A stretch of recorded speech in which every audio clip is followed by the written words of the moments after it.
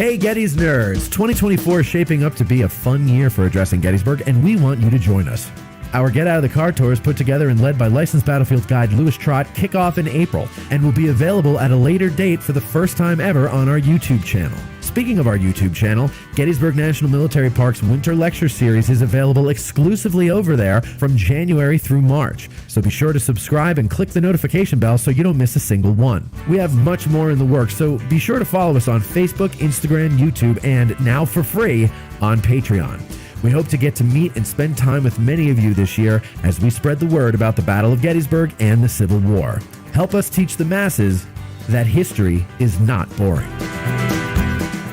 Movies and documentaries about history are spread out across the internet, and their quality is often suspect. History Fix delivers curated historic programming to your preferred device using their website or branded apps. Join History Fix for movies, documentaries, short films, and how-tos. Addressing Gettysburg podcast fans receive 20% off their first annual subscription. So what are you waiting for? Sign up at www.historyfix.com and use promo code ADGBURG. That's ADGBURG. Want the freshest cup of coffee in Gettysburg? Then visit Bantam Roasters, formerly 82 Cafe at 82 Steinware Avenue. They roast all of their coffee in-house, and they have a full coffee bar to keep you caffeinated during your trip. Visit them at www.raggededgerc.com for their menu and shipping options for all of their freshly roasted coffee. Use promo code Hancock for 10% off your order in the cafe.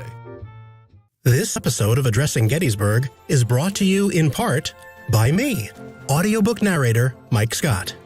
Narrator of Savis Beattie's Bloody Autumn, the Shenandoah Valley Campaign of 1864, and Unlike Anything That Ever Floated, the Monitor and Virginia and the Battle of Hampton Roads. If you are an author or publisher interested in having your titles produced as audiobooks, or even just in learning more about the process, give me a shout.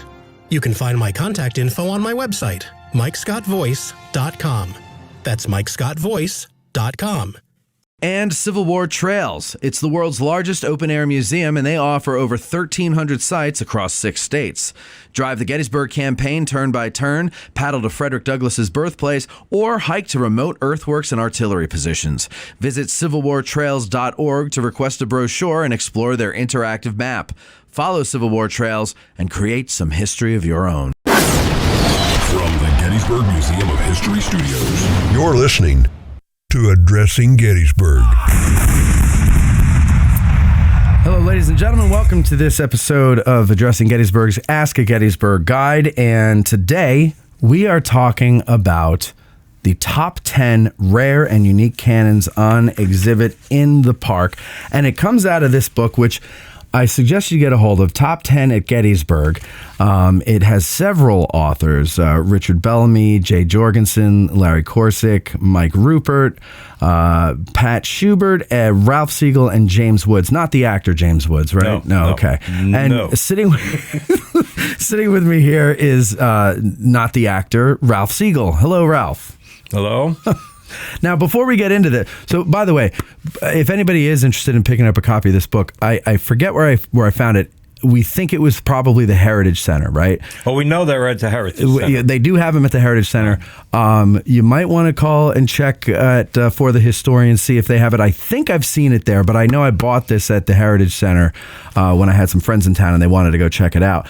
But it's a cool book. It's got a bunch of top 10 lists, various things like top 10 civilians caught up in the battle, or top 10 women of Gettysburg, or what is it? Top 10 what? Civilian top 10 accounts at Gettysburg by Larry Corsick. So there's a lot of them in here, and it's a cool idea for a book, right? Just like a quick little, reference to just get these things in your head, and then you can go and learn more about them. Of course, there's a little blurb about each one, and we're going to get into that now. Actually, before we do, Ralph wants to continue the tradition that he started on the last time he was on and correct something from the last time. Not only, I think you introduced me as a licensed battlefield guide, I am also the chairman of the Fall Seminar Committee. Oh, yes. For the association. What do you guys have coming up this year? Our fall seminar this year, mark the date, will be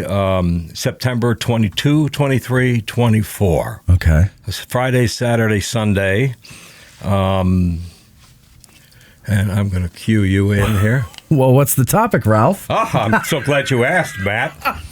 The topic is Oak Ridge, attack and defense. Oh, very nice. So focusing on the Oak Ridge, we'll feature tours like Iverson's attack and Baxter's defense on the wall, story of the 16th Maine. The troops were almost all prisoners and tore their flag to pieces to keep it from being captured. Lots of great stories. This last year's seminar was in the wheat field partly, and the roads were closed because of the Little Round Top construction. So we determined to find a site to do this year's seminar as far away from Little Round Top as possible. Smart. As far away from the beavers and the artillery shells as we can get, and still actually be in the park. Right. And I noticed, speaking of the beavers, that you have your Team Beaver shirt on. I do. So people think, well, all licensed guides must be Team Mozart because of the historical integrity of it. But no, you're a Team Beaver licensed battlefield guide. I must confess that I just didn't like the Mozart picture on the T-shirt, so I just bought the Beaver one, and you explained the last time that this is loaded with significance that I really didn't grasp. It was, well, I mean, that's the thing. It was kind of a protest T-shirt. Yeah. We're defending the Beaver. Yeah. I enjoy getting pictures of the 40th New York Amphibious Assault Infantry Regiment out there on the... they assure us that the monument is not being damaged. It's always been in a marshy base. Yeah. And their criteria is damage to the park. Yeah. So they're running around shooting deer because they eat up the trees. Right. And the crops. And we're thinking, well, can one of the guys who's aiming at the deer maybe miss and hit a beaver? Just hit a beaver, yeah. You get the fur. It's yeah, you could sell pelts and raise some money for the park. They're not really that cute. They're really not. They don't predict the weather. I'm all good on that. But yeah, I didn't realize the T-shirt was imbued with so much meaning. Yeah. Well, I mean, I said it's very important that the angle of the monument resemble that of the Titanic as it's sinking, and well, that's a way of looking at it. Yeah. I think more of an Omaha Beach looking thing, that here they come, they're crossing the water ready to land. Oh, there you go. Okay. See, so there's a lot of amphibious assault. There you go. Well, so it's open to interpretation, I guess is what we're saying. Do. Yeah. Well, anyway, what was the correction you wanted to make? Well, we had a couple of corrections. We have an American history problem that I partly blame you for. I expect you to be the overall history judge when you get Civil War nerds and they go out of their lane and start talking about 1832 and the nullification crisis. Yeah, good luck with me correcting you on that because I was a little weak on the American history part because we were talking about South Carolina and the nullification crisis, and I said, there's 15 states, maybe a few more. Yeah, there's 9 more. There were 24 states. And it takes 3/4 of them to amend the Constitution. So any of your 2 or 3 listeners who are constitutional scholars or remember what they did in law school were cringing when they heard me say 2/3. No one else. And honestly, I wouldn't have caught that because I haven't studied the pre-Civil War era that closely. Clearly not me either. Yeah. Thought I had, but the Louisiana Purchase, the Missouri Compromise, all these things happened before 1832. Right. No, but it's funny because Bob Steenstra did say something to me. He goes, I love that episode with Ralph. He goes, I don't think he was right on some things in beforehand. And I said, "Oh, really?" And he goes, "Yeah." And I said, "Well, what?" And he told me, but I can't remember what it was. You can pretty much make a T-shirt. I'm pretty sure there was some things he wasn't right about beforehand, and we can just keep that through the episodes. Yeah, maybe what we'll do is we'll make a T-shirt with your face on it, and underneath it'll say, "Let me correct something from the last show." Episode. Yeah, it does. But let me make a comment about errors. Okay. I'm looking behind you at your book collection, and you must have Harry Fans in here somewhere. I have that at home. Harry Fans is he's the we should have a statue to him on the battlefield. Yeah. He is the historian. And particularly for those of us who are second day guys, his book, Second Day at Gettysburg, is the Bible that we work. I mean, Coddington and the Study in Command is an important book to understand how they got here and the whole battle. And, he has Harrison the spy. He was the Mississippi actor. Yeah. Ding! No, different Harrison. Okay, Theodore Roosevelt, great quote, The only man who doesn't make a mistake is the one who never does anything. My personal quote is, if you're hunting for a history book that doesn't have a mistake on it, your hunt will be long and fruitless. Harry Fans, I was privileged when John Heiser was the librarian before his retirement. He let me see in the library to have the collection. Harry gave them all his notes. Really? And you could read his notes, including stuff that wasn't published, that he didn't put in his book, I should say, because he probably had enough to write a 2,000-page book. And it's just fascinating stuff to go through. Oh, wow. I'd love to see that. And to try to read his chicken scratch. Oh. And so one of the people who had trouble reading his chicken scratch was Harry Fons. So there's a wonderful story he tells, and it's important, about Lieutenant Barzillai Inman. Okay. And a lot of us mention Barzillai Inman on our tours. I've never heard the name. Lieutenant Barzillai Inman is the guy, Harry identifies him as a lieutenant in the 148th Pennsylvania. Now, their monument is when you drive in Ayers Avenue. It's the biggest monument on the wheat field. When you drive in Ayers Avenue before you turn, that's the big monument right there.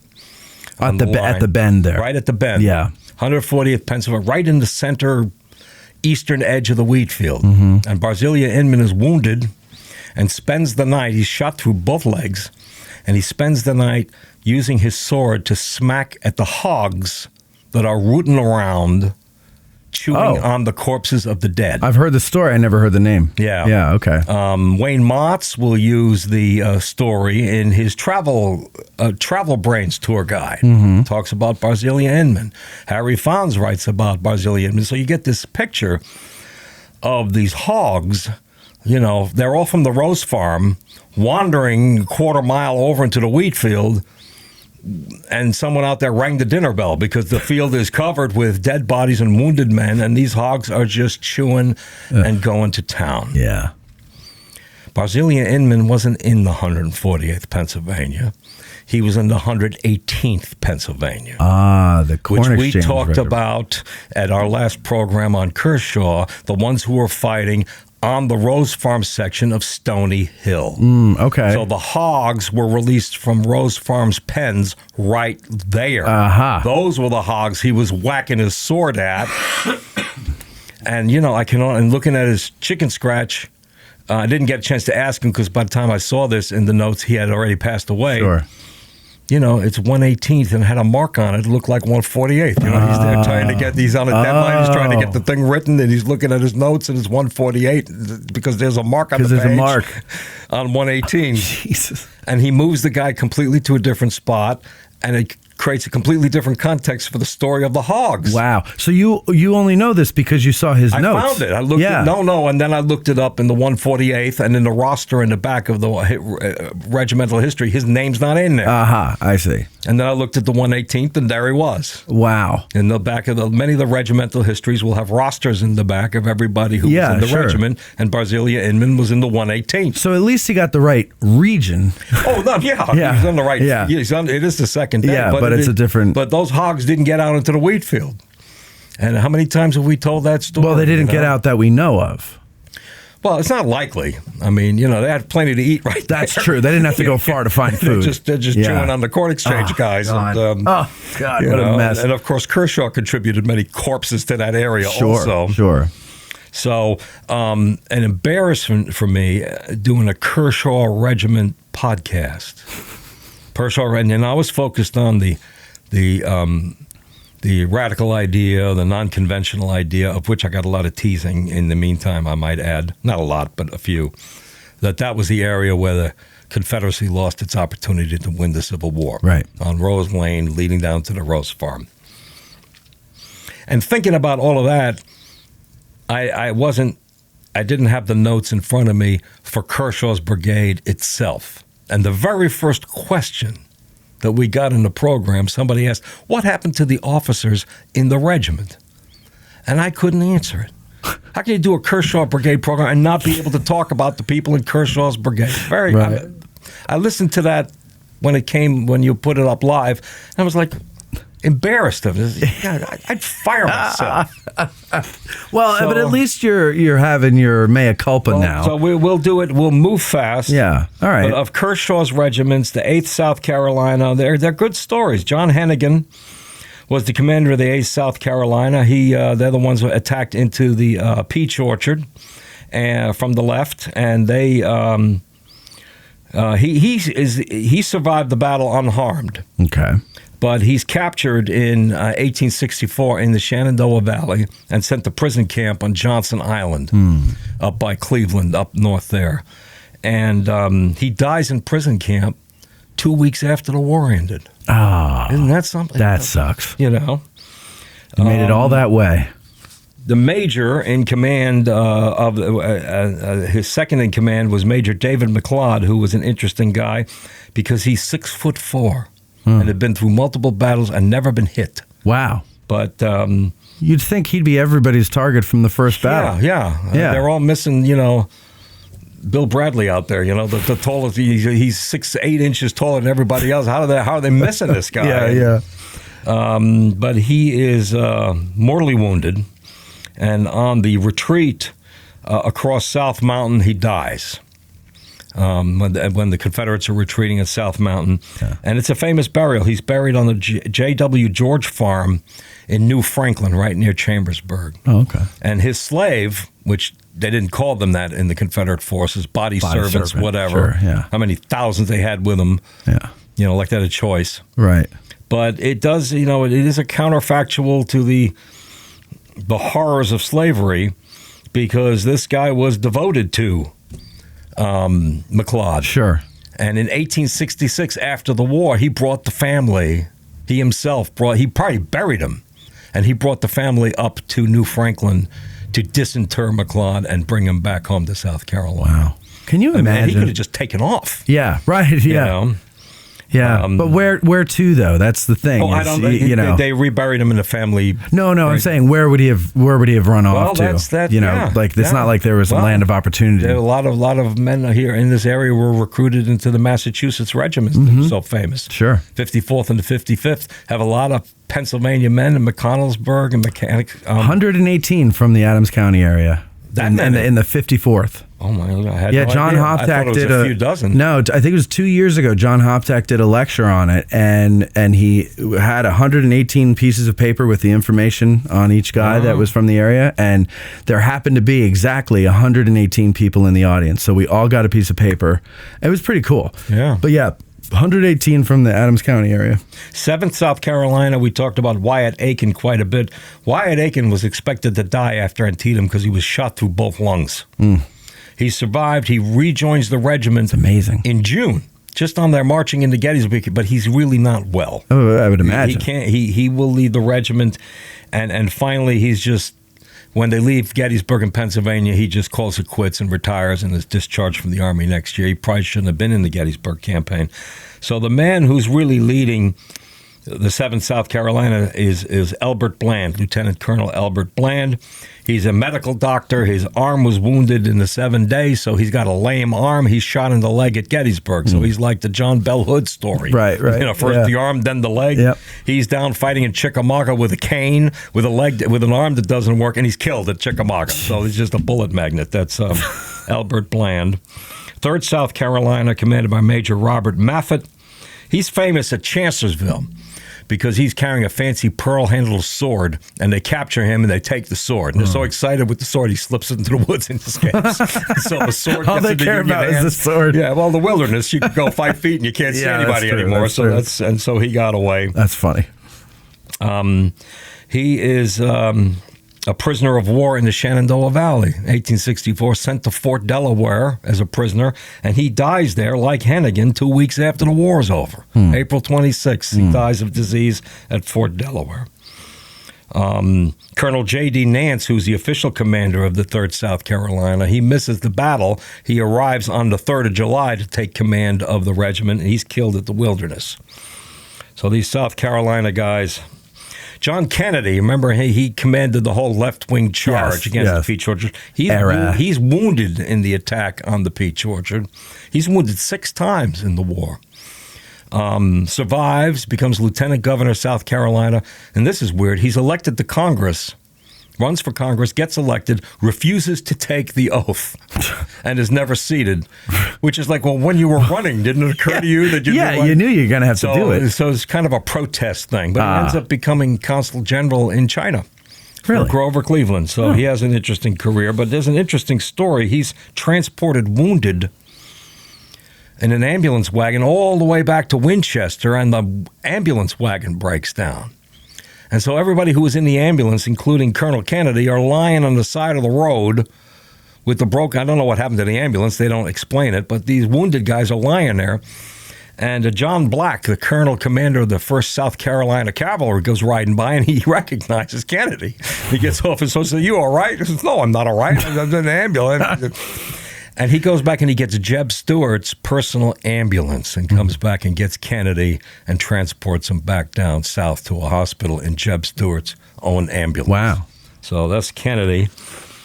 And then Franklin Gayard, who took command of the 2nd South Carolina, he's uninjured in that attack that so many of the men in the 2nd South Carolina are massacred by canister.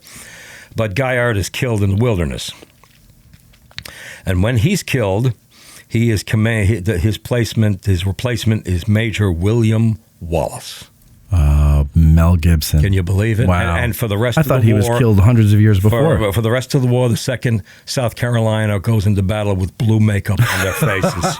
And William Wallace screaming in the front, "Freedom!" And they lift their kilts before the battle, and he's eventually taken prisoner in 1865, and the Union, they will draw and quarter him, hang him, and cut off that long hair and throw that ridiculous beard out.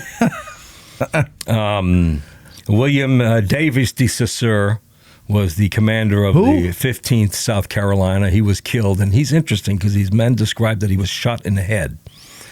And we don't know who would be doing the shooting because Brooks' brigade hadn't come up yet, but maybe they had, and our evolution of events is incorrect. Right.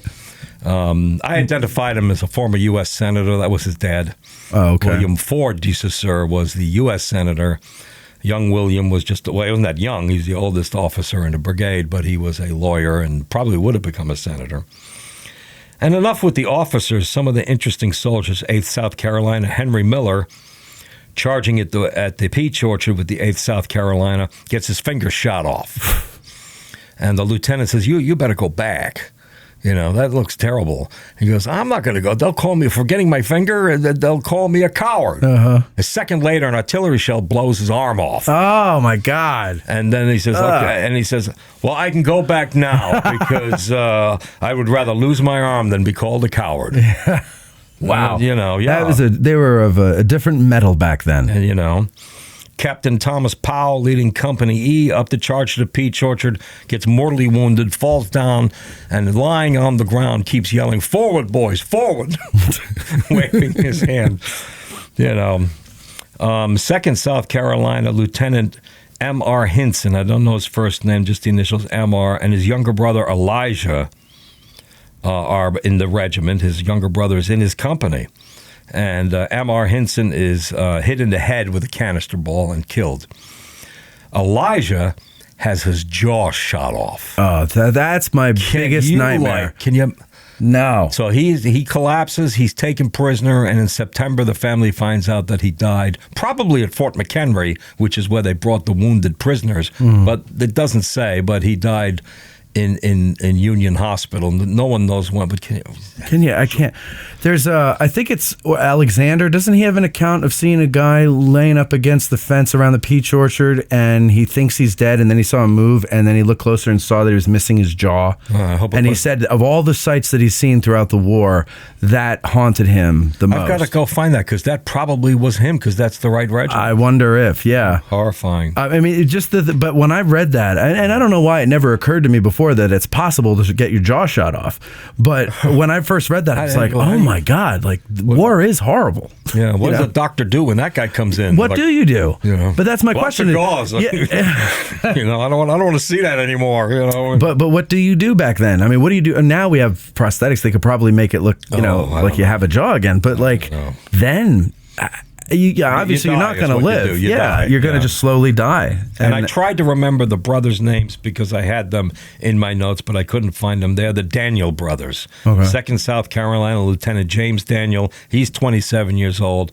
In the regiment, right in 7th South Carolina, regiment, 2 regiments over. In the 2nd South Carolina is his brother William, also a lieutenant. And William is the medical doctor for Orangeburg County back in South Carolina. So they're both lieutenants. They're both killed. One on the attack on the Rose Farm, the other one in the attack on the wheat field. 2 brothers right on the field. So there's crazy. There's the answer to whoever that was who sent in the question.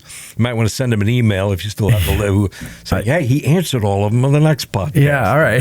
Well, and then I felt bad about it. Well, and hopefully everybody, when you listen to a Ralph episode, if there's something you catch that isn't correct or something, just know that the next time he's on, he'll correct it in the beginning. Or you can call me. Can I give people my number? Is that allowed on the air? I mean, that's your decision, but I wouldn't. Maybe email address. Well, my email's about to change. That's why I well, it's up to you. You know what? Yeah, let's protect you, Ralph. Yeah, you could email Matt at addressinggettysburg.com, and then I'll forward it along to you. All right, so the subject at hand, though, like we said, is top 10 rare and unique cannon on exhibit in the park. And there are a lot of types of cannon out there.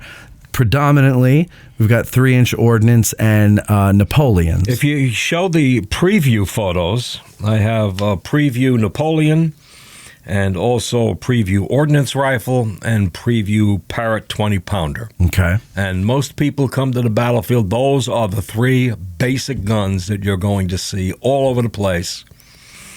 Other military parks have a lot more howitzers. We have quite a few on the Confederate line, but at Gettysburg, those 3 guns in the pictures are the predominant guns. The preview picture of Napoleon, the 12-pounder Napoleon, looks a lot heavier than 12 pounds. They run to 12 to 1,300 pounds, the gun tube. When we talk about a gun by the pounder is the weight of a solid shot of ammunition. Right.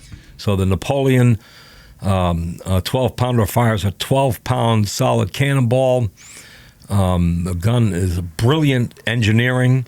It's named not for Napoleon, the little guy with his hand in his shirt, but his nephew, Emperor Louis Napoleon, who is in 1857. The Napoleon makes its debut at the Battle of Solferino, where it bombards the Austrian line and breaks them up. The brand new 1857 howitzer, it's technically called, but it's the Napoleon gun. And we don't get them from France. We just start making our own. Make our own, yeah. Yeah, they're bronze. They're like the Statue of Liberty. So you leave them out like the Statue of Liberty. They turn green like the Statue of Liberty. Right. You got to take care of them. No, that is that oxidization that turns them green also protects the bronze. So you don't, would they have polished them back then to prevent that? No, they wouldn't care. It takes years for that to happen. Oh, okay. If you want to see 2 bronze Napoleons, they're part of the High Watermark Memorial. Right. And because they're part of that monument, the Park Service keeps scrubbing them. So they look bronze. The 2 cannon that are part of that book-shaped monument at the copse of trees at the angle, those are what the Napoleons would have looked like if you keep scrubbing the oxidization off of them. Okay. They don't do that all over the battle. They don't do it to the Statue of Liberty. They don't do it out there, so they turn green. How could they do that to the Statue of Liberty? Yeah. But she must have looked amazing when she first was put up there, though. Yeah, she's green with envy. Too bad they didn't. Yes. Too bad they didn't have color photos back then. Yeah. All right, so what we're doing here, if you're reading along in the book, ladies and gentlemen, is we're starting at number 1 and working up to number 10. Now, we're not doing the, as Ralph said before, the David Letterman style of the countdown, and that's simply because these are not ranked. It's just a list of the top 10. So they're ranked in the sense that they're the top 10 most interesting, or top 10 whatever the list is in the book. Yes. But they're not in any rank within that 10. I wrote the chapter. We all contributed 5 or 6 chapters. I wrote the chapter in Top 10 at Gettysburg on top 10 color bearers. How can you pick top 10 color bearers? Every regiment has color bearers. Right. They're all heroic stories. Sure. I picked the top 10 based on color bearers who are represented on monuments that are on the battlefield. Oh, interesting. Okay. So there's a physical artifact usually a monument or sculpture that connects you to that color bearer. Right, okay. Or something else that will just illustrate. And one of my ideas that Judge Jurgensen, the editor and the creator of this idea, the one who recruited all of us to write these chapters, is top 10 stupidest questions ever asked on the battlefield. And he thought that was hilarious. Yeah. And I sent emails out to all the guides and to as many rangers as I knew to emails. I've been asking this question across the United States. My wife thinks it's a kick. The first thing I do, I show up at Yellowstone, and I'll walk up to the ranger at the information desk and say, what's the stupidest question that you've ever heard? And they stay there and smile, and I think for a minute, and they said, do you guys turn Old Faithful off at night? Oh, so that's like, where do the monuments go in the winter? Yeah, like, do you pull them in? Yeah. And the late Richard Bellamy, esteemed battlefield guide, thought that was insulting. I could see that. I could see that. So we didn't include it. Yeah. You'll alienate your potential buyers. I have nothing wrong with a laugh. But yeah, me neither. So what Jay and I agreed to do then is to create a top 10 stupidest question bookmark to put in the book. So here's the top 10 stupidest questions bookmark. You can have one there. All right, let me see. Let's read some of them. Why are there no bullet marks in the monument? We know that one. Why were all the Civil War battles fought in national parks? I actually did hear a woman say that on a tour. That was from me. I heard that at Manassas. Did they have cows during the Civil War? I never heard that one. That was from Mike Vallone, my co-author. Number 4, if this was the gray and the blue... if this was the gray and the blue was over there, where were the red coats? Oh, I see what they're saying. Okay. Yeah. Number 5, do they pull all these boulders away in the winter? That's another one. The joke answer is that they deflate them, right? They're inflatable. Oh, I haven't actually heard that. No, you haven't? Answer. Yeah. No, that's a good answer. Number 6, does Robert E. Lee still use the headquarters? Seriously? Yeah, these, on the level, people said these are questions they were asked. God bless America. Number 7, will these horses be spooked by the gunfire? I'm assuming they're talking about somebody on a bronze horse tour. Yeah. Somebody was on a horse tour. Will the horses be spooked by the gunfire? So, like, some people come here, and I know this because my cousin did this. Some people come here thinking that Gettysburg is like Colonial Williamsburg. Yeah, like it's and happening. There's people walking around town. There's reenactments every day, but that's not the way we do it here. Did Lincoln want the South to win? Yeah. Do you really remember the Civil War? Put to a reenactor. That was a question put to a reenactor. That's great. And number 10, did soldiers hide in the castle during the battle about the 44th New York? Of course. That's great. That's fucking... You can have it. You can have it. Yeah. All right, good. Thank you. I'm putting it right in here. All right, so let's get to number 1 then. Number 1 is the Griffin gun. Right. Tell us about the Griffin gun. It's a fantastic story. I would argue it's the most important gun at Gettysburg. Has never been in the park. When this book was written, there was a Griffin gun outside of the Heritage Center. Mm-hmm. Since the book came out, that gun was sold. Even though I wrote in the introduction, yes, it is on exhibit in front of the Heritage Center, has been in this position for a generation or more, and is not at risk of being moved anytime soon. Or so we hope.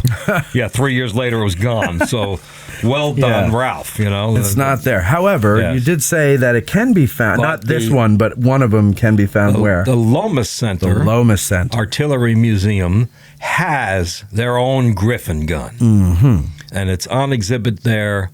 And people can go visit. The Lomas Center is on an alleyway behind the Farnsworth House restaurant. Yep. But it's a beautiful building. They've done a beautiful restoration job. They have 3 guns inside. They have Phoenix Ironworks 3-inch ordnance rifle number 1, the very first one made of the 1,000 that would be produced in the Civil War, most of them at Phoenixville Ironworks Company. They have a Gatling gun. Mm-hmm. And the director, Mike Nelson, told me that the Smithsonian has told him that Gatling gun is sitting on a specially made Gatling gun wooden carriage. That might be the only surviving Gatling gun carriage that anyone has. Wow. Like original. Yeah. Wow. You know, they're all indoors, so they can have wooden carriages. Sure. Protected. The carriages on the battlefield are all replicas made out of iron and painted to look like wood. And they have the Griffin gun. Now, it's for people who aren't watching, can you describe what the Griffin gun looks like so if they ever see one that they'll... Well, we have pictures. Let me keep this out separate so I can tell what it is. So that's gun number 1, Griffin Gun Lomas Center. That's what the picture is called. And the Lomas Center Museum, to give them the shout out, you can go to their website, lomascenter.org. They're open on Saturdays only, but also open by appointment.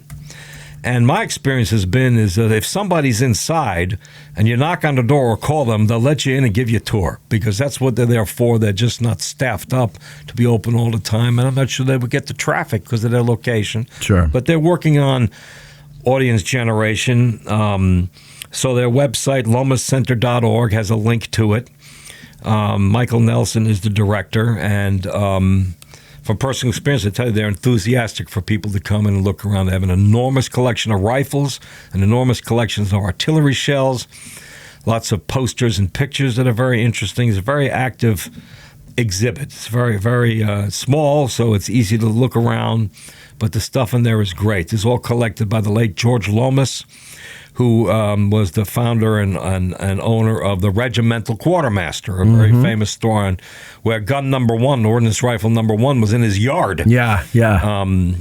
Under tarp and was no place to display it, and his heirs have built this little museum, rehabilitated museum. It's beautiful inside. Yeah, it's really nice. Hardwood, very nicely done. So there is confusion, though, because Griffin also designed the 3-inch ordnance, right? Here's where the story comes. So John Griffin from Lancaster owned a company in Lancaster County called Safe Harbor.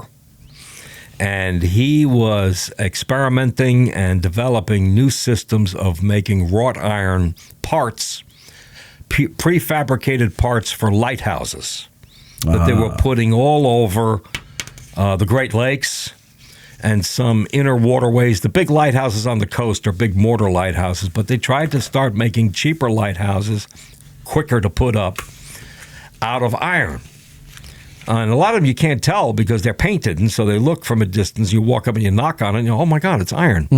And they would weld iron pipe to iron plates, ship them, and they'd basically be assembled. They were prefabricated lighthouses. Yeah, that's and cool. This is what John Griffin was doing.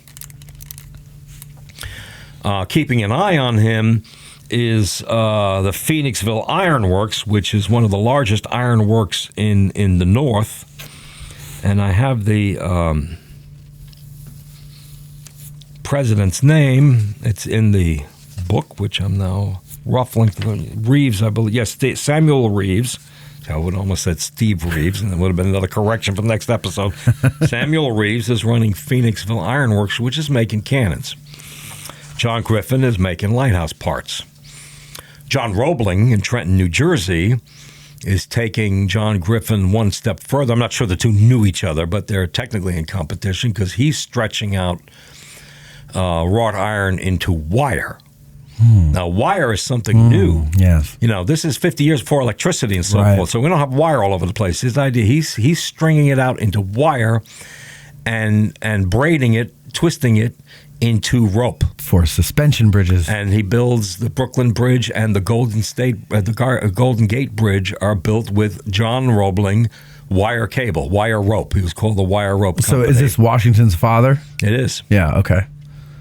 You go into Trenton and half the office buildings, county buildings, there's like 28 of the Roebling factory buildings are all been repurposed. There's a whole section of the city, which is all these Roebling buildings. That's cool. And Andrew Carnegie cut him off from steel, because he's, a bit of a jerk, tell you the truth. And so he opens up his own steel company in the aptly named town of Roebling, New Jersey, and builds a steel company. What a coincidence. And builds a whole utopian town, or builds houses for all of his workers, brings over European immigrants. They fill up his factory to ship steel up the Delaware River to Trenton for the wire rope factory. Okay. Because Andrew Carnegie had cut him off. That's the way things were back then. So John ruthless.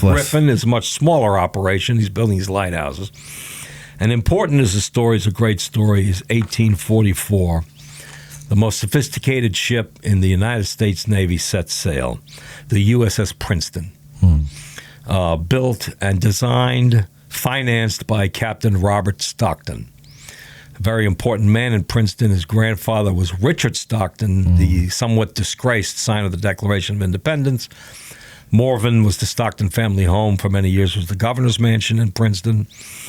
So a very big name, and Robert Stockton is determined to rehabilitate the family name. So he builds this largest steam-powered gunship in the world and personally designs one of the two 9-inch super guns. The one he designed was called the Peacemaker. Let me make sure it's a 9-inch gun, the Peacemaker. It might have been a 12-inch gun. I have it in here. Why? I always wondered why they make them odd numbers. 12-inch. Yeah, 12-inch that makes more sense.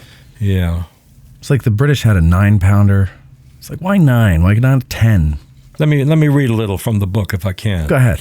The pride of the U. Now, USS Princeton has continued to be a name for naval vessels. Today, the USS Princeton is an Aegis missile cruiser. USS Princeton. To go off on the tangent, which we love to do on the show, you know, when they had the crisis with, I thought this was just so cool. They had the crisis with Taiwan. The Chinese were all upset about Taiwan recently? Last year. Yeah. And they were doing military exercises, and then Nancy Pelosi went and visited. Right, and they shot some missiles in the water. They're firing missiles in the water, and they're flying around. Yeah. And the U.S. fleet is in the South China Sea. And, you know, after the Chinese settle down, they send 2 of these missile cruisers just through the China Strait, just through the Taiwan Straits. Not the whole fleet, just these 2 missile cruisers, 2 Aegis cruisers, just basically sailing right in front of the Chinese and holding up a big U.S. middle finger. Nice. And the 2 missile cruisers were the Antietam and the Chancellorsville. No kidding. Yeah. Oh, that's awesome. I thought it was like, wow, the Civil War nerd. The commander really. of that fleet must be a Civil War Must nut. be, You know, absolutely. It has to be. Yeah. So the USS Princeton, still it says, named not after the town, it's named after the battle. All the Aegis missile cruisers are named after battles. And but this is the one that was built and set sail in 1844, was a steam-powered screw sloop. The USS Princeton, aside from its speed and sleek design, was its pair of immense cannons made of the latest wrought iron technology. They were the 2 largest Navy guns in the world. They weighed 13 tons each with a 12-inch bore. They fired a 225-pound shell, and it went about 5 miles. Wow. And one of these guns was nicknamed the Peacemaker, had been designed by the captain of the ship himself, Robert Stockton. On February 28th, 1844, the USS Princeton set sail from Alexandria, Virginia, on a demonstration voyage with 350 VIP guests. These included the widower President John Tyler, the socialite Dolly Madison, who is still the belle of Washington. Just brought her ice cream with her. 4 cabinet officers, and many dignitaries, including New York lawyer David Gardner, who brought along his lovely daughter Julia, who immediately caught President Tyler's eye. After hours of high-speed cruising, drinking, observing the dramatic blasts of the Peacemaker as it fired demonstration shots, Captain Stockton called everyone to the deck to observe one final salvo. The president stayed below decks to finish a drink and a conversation. Other dignitaries were afforded prize positions in front of the packed crowd to observe the big moment. The fuse was ignited, and when the 50-pound powder charge went off, it blew the weakened barrel to pieces, killing 8 of the witnesses. Oh, no. Including Secretary of State Abel Upshur and Navy Secretary Thomas Gilmer. Oh, Jesus. Also among the dead was Julia Gardner's father. She fainted into the arms of the president, who carried her away and married her 4 months later. So this freaks beautiful story. This freaks them out. They say, "You guys making these guns? You kidding me? This thing exploded. This is supposed to be the envy of the world, not the horror of the world." Right, really. So Tensions ran high. Oh, you guys have got to do better in making these guns. Right. Phoenixville Ironworks bought out Safe Harbor, bought the company. John Griffin became Phoenixville Ironworks' Phoenix Ironworks in Phoenixville, right? Phoenix Iron. We became their main armorer because they wanted him to use that wrought iron technology that he'd been using to make lighthouses to make cannons. Now, wrought iron, people don't know. Cast iron is when you melt the iron ore into a cast. Right. And if whatever shape you want, usually they made ingots or bars out of it. Or, you can shape it into things. Sure. Like a gun barrel. Right. Then you let it cool. Then you heat it up again and you hammer it out. That's wrought iron. Okay. So the second heating and the hammering and shaping makes stronger iron. Got it. And John Griffin, who was making iron rods to make his lighthouses, would spindle these iron rods to make the barrel of a cannon. The cannon was made by interlacing, basically spaghetti twirling these iron rods into the shape of a barrel. And then welding them together and then smoothing it off with ribbon-shaped rods. And that was the manufacture of the Griffin gun. Wow. They made about a dozen of them. This is a prototype gun. So it was big. It was 1,300 pounds. That's what's at the Heritage Center. At the Lomas Center. It looks like a Napoleon. When it was sitting out in front of the Heritage Center, we're all to see, people would drive by and say, oh, look, that's an iron Napoleon. Because near the end of the war, the Confederates actually started making some Napoleons out of iron. Right. Didn't work that well, but they did do it. But they were wrong. That was a Griffin gun. I remember walking up to one of the reenactors. They always camped there. And General Longstreet was standing at the Griffin gun. And I'm just in, T-shirt and baseball hat. And I'm like, is this a real Civil War gun? And Longstreet says, no, it's not. Oh. And I said, how do you know? And he said, trust me. Now, trust me, I dress up like a general. People who come to Gettysburg, people who've just started in the artillery, many of them know that Civil War guns have markings in the muzzle. Right. Then the initials of where the gun was manufactured, the year it was made, the weight of the barrel. Even the inspector who approved the gun, they figure put his name on it so when it explodes and kills everybody, we can find out who to get. The Griffin gun doesn't have any of those markings on it. Okay. So therefore, no markings, has to be a replica, has to be a fake gun, right? Because the markings are on the trunnions. Aha. Now, in the preview, I should have mentioned with the preview photos the difference between these guns. A Napoleon cannon made out of bronze. The Parrot rifle is made out of cast iron, which, like the Peacemaker, is not strong enough. The cast iron blows up. Robert Parrot, up at the West Point Foundry, figured, let's make a wrought iron collar to protect the cast iron and keep it from blowing up. And it worked. Sure. And that's the Parrot rifle, right? Named for him, not for the bird. And it has a two R's, two T's. It has a wrought iron collar on the back of a cast iron gun. The 3-inch ordnance rifle, which is narrower and thinner, is entirely made out of wrought iron. So both guns work. Parrots are all over the place. But they're really rendered somewhat obsolete by the 3-inch ordnance rifle. But that's what we have out on the field. Back to the Griffin gun. So John Griffin develops this gun of interweaving pipe, patents it on the day that the patent office is closed. So all of these guns have marked in their trunnions their patent date, December 25th, 1855. Christmas Day. Because they were never intended. That was a prototype gun. Okay. It's only a 6-pounder. It only fires a 6-pound shell, and the thing is enormous. Right. So it's way too big for a way too small a shell because it's not meant for the service. It's meant to see if they can make this work. Right. Okay. Got it.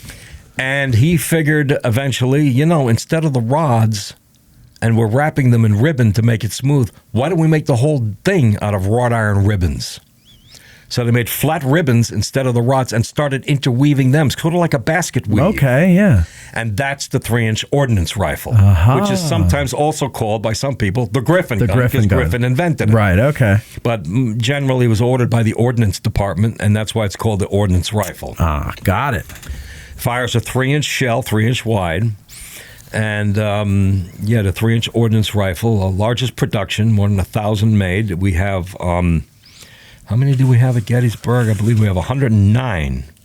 Yes, 109 on the. I should have said this earlier. There are 371 guns on the battlefield. 316 of them are real, meaning they are Civil War era guns. Real. Yeah.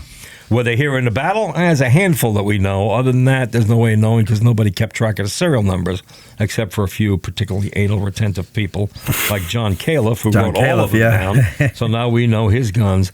They also know the guns at Hall's Battery.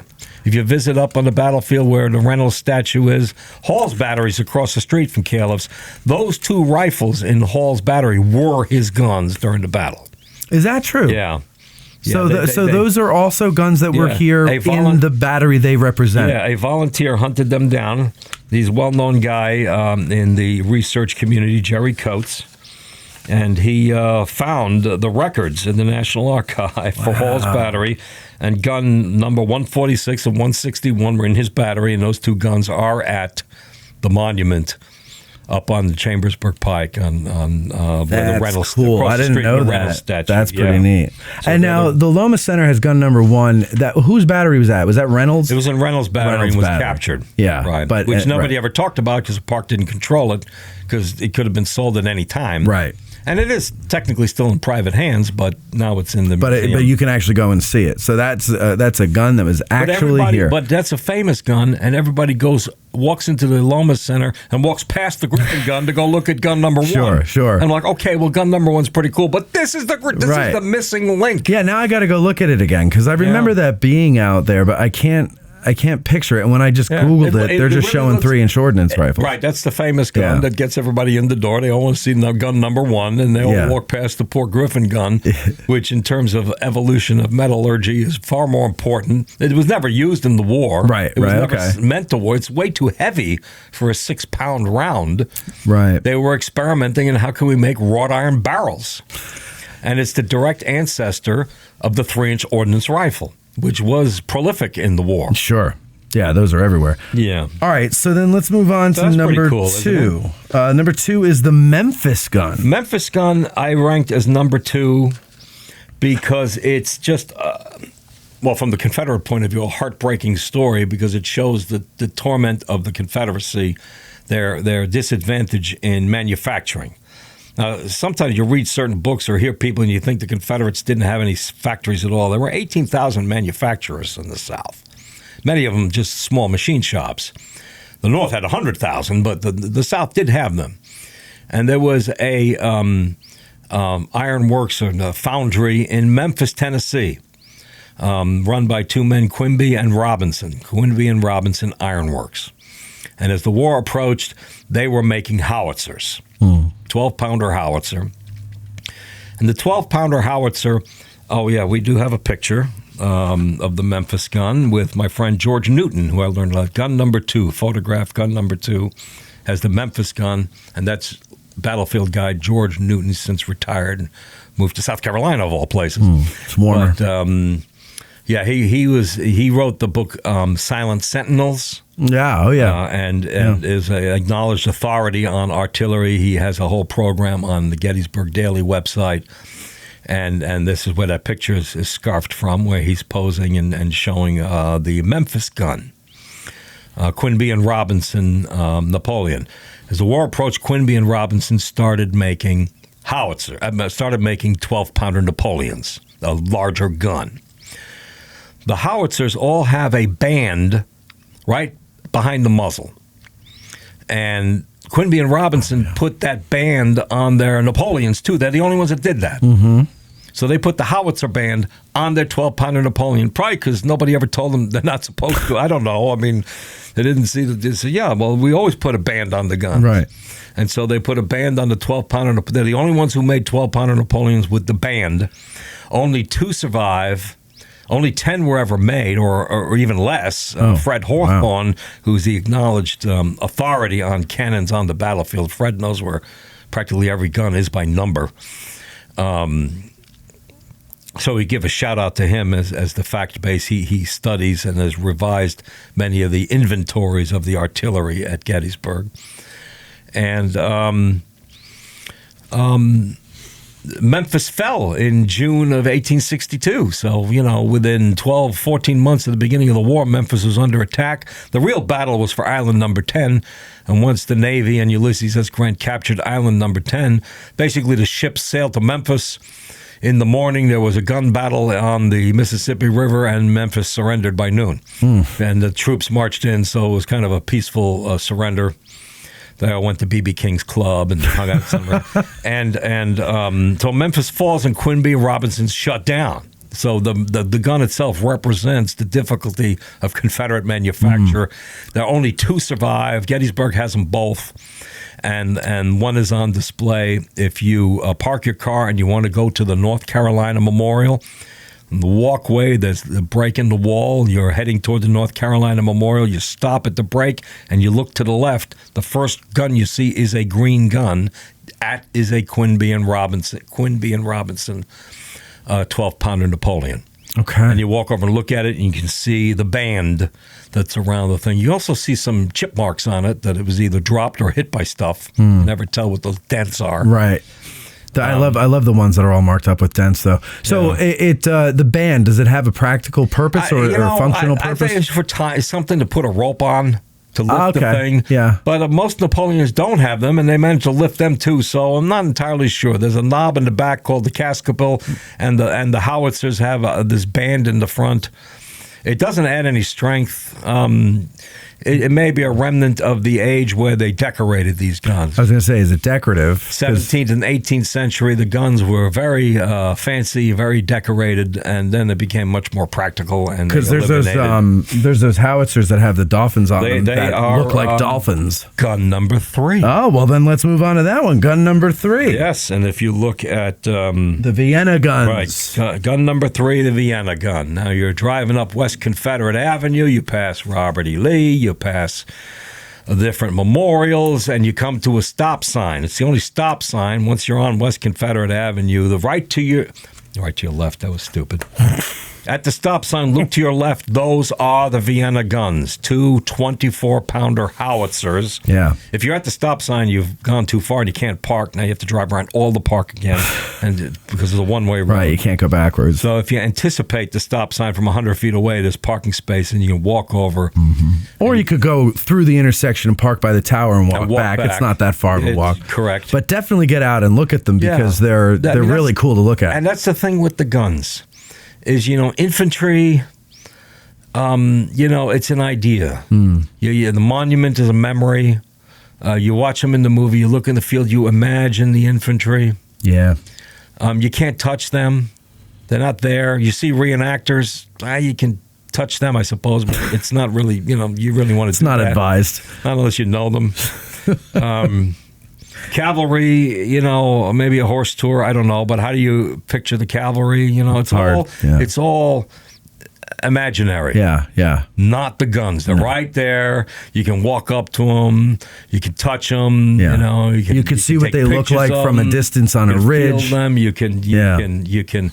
If nobody's watching, and it's later in the evening, you can lean down and you can kiss them. They're right there. By the way, but don't straddle them and take a picture in lingerie. Don't freaking climb on them. Yeah. People think it's a big joke. The gun tube is not attached to anything except the carriage by the trunnion. Right. So the trunnion, explain the trunnion, because not everybody knows the parts of those. The back of the gun is the breech. The front of the gun is the muzzle. Roughly in between the two are 2 posts coming out the side of the gun, like a little mini axle used to attach the gun to the to the carriage. And then there's like a leather strap that is bolted down. No, it's metal. I said leather. I meant metal. Yeah, I'm sorry. Yeah, oh my God, what an idiot! Down. Metal strap that clamps over the trunnion to keep it on. And many times the guns are marked on the trunnion, not in the muzzle. So if you think you got a Civil War gun and you look, there's no muzzle markings, check the trunions. Many of them are marked. Typically, they're in the muzzle markings. Are the parrots are marked on the trunnion, or are they trunnion and muzzle? Well, the Navy Parrots. Let's not jump too far ahead. Okay. The Navy guns are marked in the trunions. All right, we'll get into those when we get to the Navy guns. All right, go ahead. So we're back here on the Vienna guns are cool. Vienna waits for you. They tell a story. The war begins, and we don't have stuff. The Army, United States Army, had 16,000 men. Most of them west of the Mississippi, watching the Mexican, we just took away a third of Mexico, so we're kind of like hanging out there and, fighting with Indians and so forth. Mm-hmm. And they don't have stuff. They don't have guns. I mean, we have troops at Gettysburg that are still firing rifles that they purchased in Austria, Austrian rifles. Right. The Iron Brigade had some of those. Some of them, yeah, and the Irish Brigade as well. Mm-hmm. So nobody cares about the Irish. Any brigade that had a fancy name seems to have. So they ran around Europe buying guns. Yeah, British Enfields and Austrian weapons, as money they can. And these two 12-pounder howitzers are from Vienna. They're the only continental European guns on the battlefield. 24-pounder. What did I just say? 12. Sorry. 24 pounders. I just saved you time Another for the next correction show. in the next episode. Well, I said 24 earlier. But yeah, they're 24. The Americans also make a 24-pounder howitzer. I never saw one until I visited Shiloh, and it was a real special moment. And it's a real isolated spot, and there's a 24-pounder United States howitzer, and we had an intimate 5 minutes while nobody could see. And I took selfies with the gun and posted them on Facebook, and people said, you are sick. But, beautiful gun. The U.S. howitzer is longer and thinner, but basically they work the same way. Okay. They are true howitzers in that they cannot fire. They're not guns. They can't fire straight. They have to loft their shot. That's the theory behind the name of a howitzer, is that it arcs its shot. All guns have to arc their shots. Yeah. But the 24-pounder really has to arc. Is it? Somebody told me once the best way to think of a howitzer is between a mortar and a Napoleon. Yeah. Although Napoleon technically is called the 1857 howitzer, so. Yeah, but do they have the elevation that a howitzer does? They can elevate. Well, no, not that high. No, that's what I'm saying. Right. So, and the thing is, that's acceptable. A mortar is going to get you up over a fort wall or something like that. It's going to go up on a parabola and land inside or explode overhead. Right.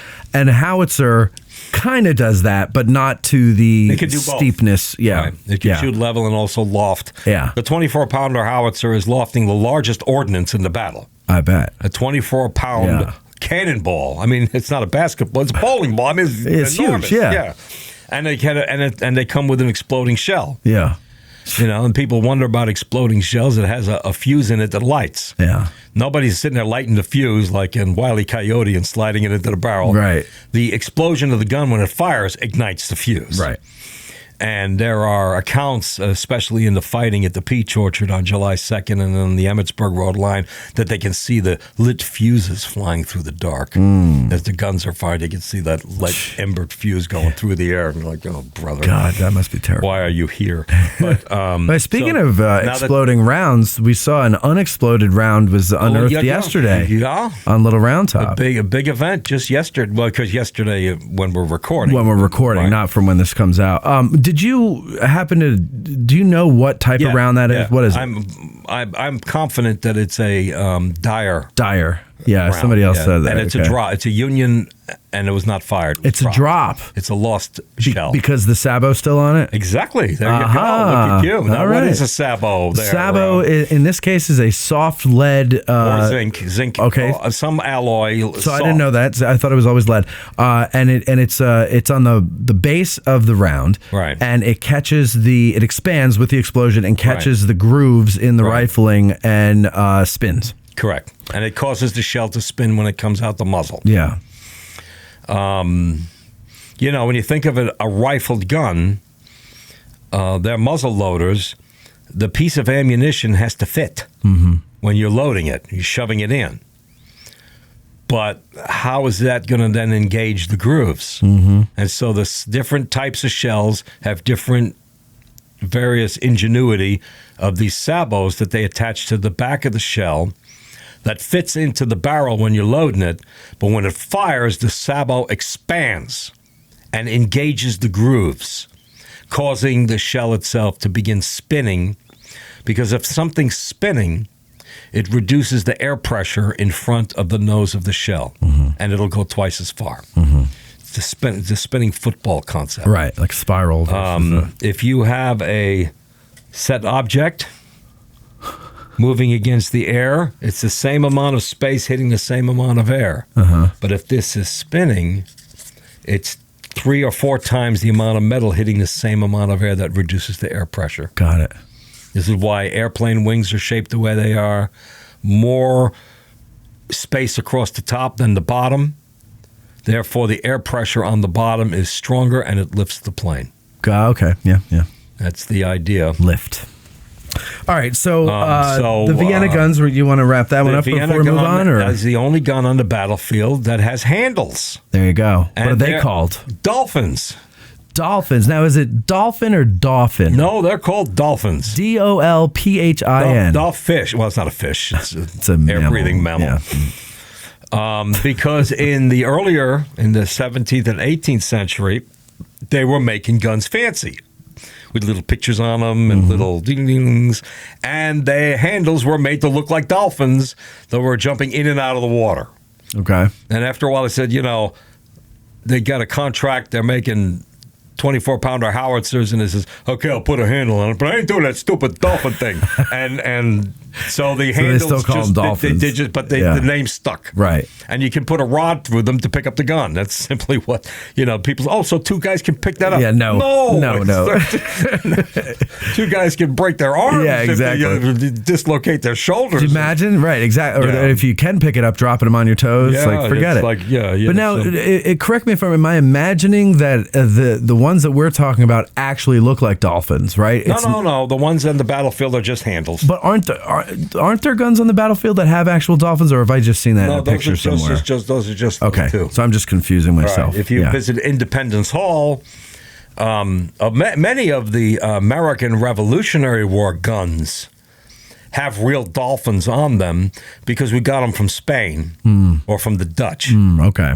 Because everybody hates the British. Yeah. And so they were something we didn't have the capacity to make artillery. It was all snuck in from other people, and there were many very fancy guns with embroidery on them. Not embroidery, but sort of designs on the barrels. Yeah, like reliefs. Yeah, little etchings. With ivy and leaves and flowers, and then these dolphins, and the dolphins got a little smile on his face, and his tail's on the other side, and they look really adorable. I mean, why not make it look really nice and cute and pretty when you're killing? But that's artwork. You saw this Italian cannon. Oh yeah. Oh, the Italians are nuts with this. I know. And it says, by the way, does this shoot? That's besides the point. Look, you can see them in museums. Beautiful. Their artwork. No, it looks like a Michelangelo. I think the Philadelphia Art Museum in its armory exhibit has some of those fancy old cannon tubes. Oh, I'm sure. Just amazing guns. So those are the Vienna guns. All right. So and they say Wien on them.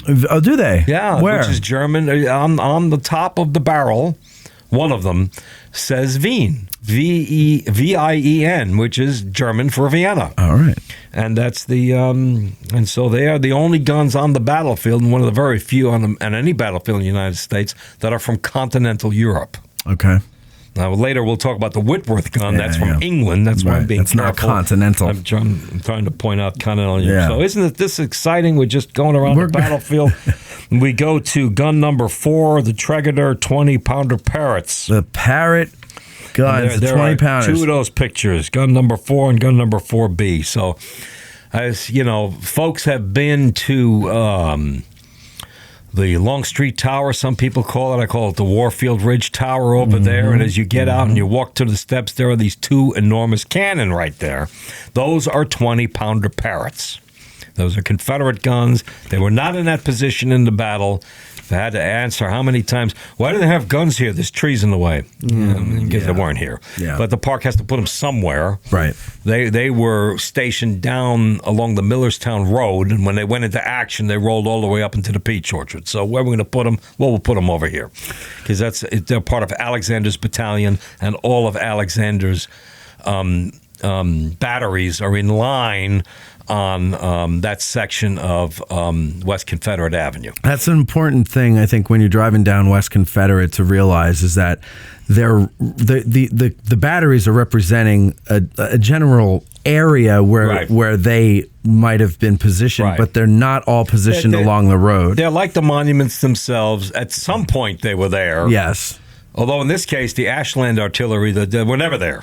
Right. But they got to put the cannon somewhere because they don't want to put it down on the Millerstown Road. Somebody will hit it. And even though they went up to the Peach Orchard, they're not placed there because of the memorialization era rules. Right. The Park Service, those are all Union guns on the original Union line. And so the Confederate guns are all on the original Confederate line. And I think that was smart of them to do it that way. It makes it easy for us because they're all lined up on West Confederate Avenue. And you drive but along. Also not to confuse people and put Confederate guns and Union guns in the Peach Orchard.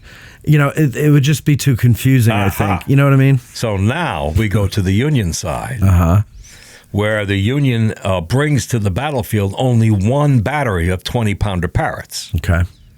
Taft's 5th New York Artillery has 6 20-pounder Parrots. They're the only ones. The gun's heavy. It needs 6 horses. It needs 8 horses to pull. The Union Army just didn't like to schlep. The Army of the Potomac, either Henry Hunt, George Meade, Joe Hooker, I'm not sure. They didn't want to haul around the super heavy guns. Right. Ulysses S. Grant loved them. Sure. You know, at Shiloh on his main defensive line, he has these enormous siege guns that are set up on carriages. You can't even imagine a carriage could last very long. Yeah. Was that the 32-pounder? Oh, yeah. He's got 32-pounders and mortars and all sorts of great stuff over there. But the 20-pounder Parrot was as big as, now on the Confederate side, they'll haul everything that they can get. On the Union side, the 20-pounder Parrot battery, that was the only one they brought up. Now, don't tell me. I have 3 locations in my head for Taft's battery, and let me see if one of them is right. Well, remember, every battery has 3 sections. Yeah, but each section's 2 guns. So Taft's 2 sections are in different places. When you have different locations, you're locating the different sections. All right. Well, maybe I'm not. I'm thinking. I want to say Cemetery Hill, like the cemetery. Oh, really? Yeah. So when you walk into the cemetery, all the way to the other side, and you're heading for the bathroom. Yes. The holly trees and hemlocks or whatever they are that conceal the bathroom. Right to the right, when you walk in there, is the monument to the 5th New York. And it has a nice model of a 20-pounder Parrot. Okay, yeah. And over the fence are 2 Union 20-pounder Parrots. Right. They're in the Evergreen Cemetery. Yes. They're not in the park, but you can go over and look at them. Cemetery, I guess, doesn't have a problem. They're technically on private property. Right. But they're pointing over the cemetery and ready to fire out across the town. Mm-hmm. And that's where Taft had one of his sections. The other 2 sections he had were 4 guns, 2 in each section, were on East Cemetery Hill facing across the Baltimore Pike. A little more difficult to find. People drive past them all the time. They're right on the side of the road. Yeah. But they are 4 20-pounder Parrots representing the right side of Taft's battery. Right. This is a Union battery.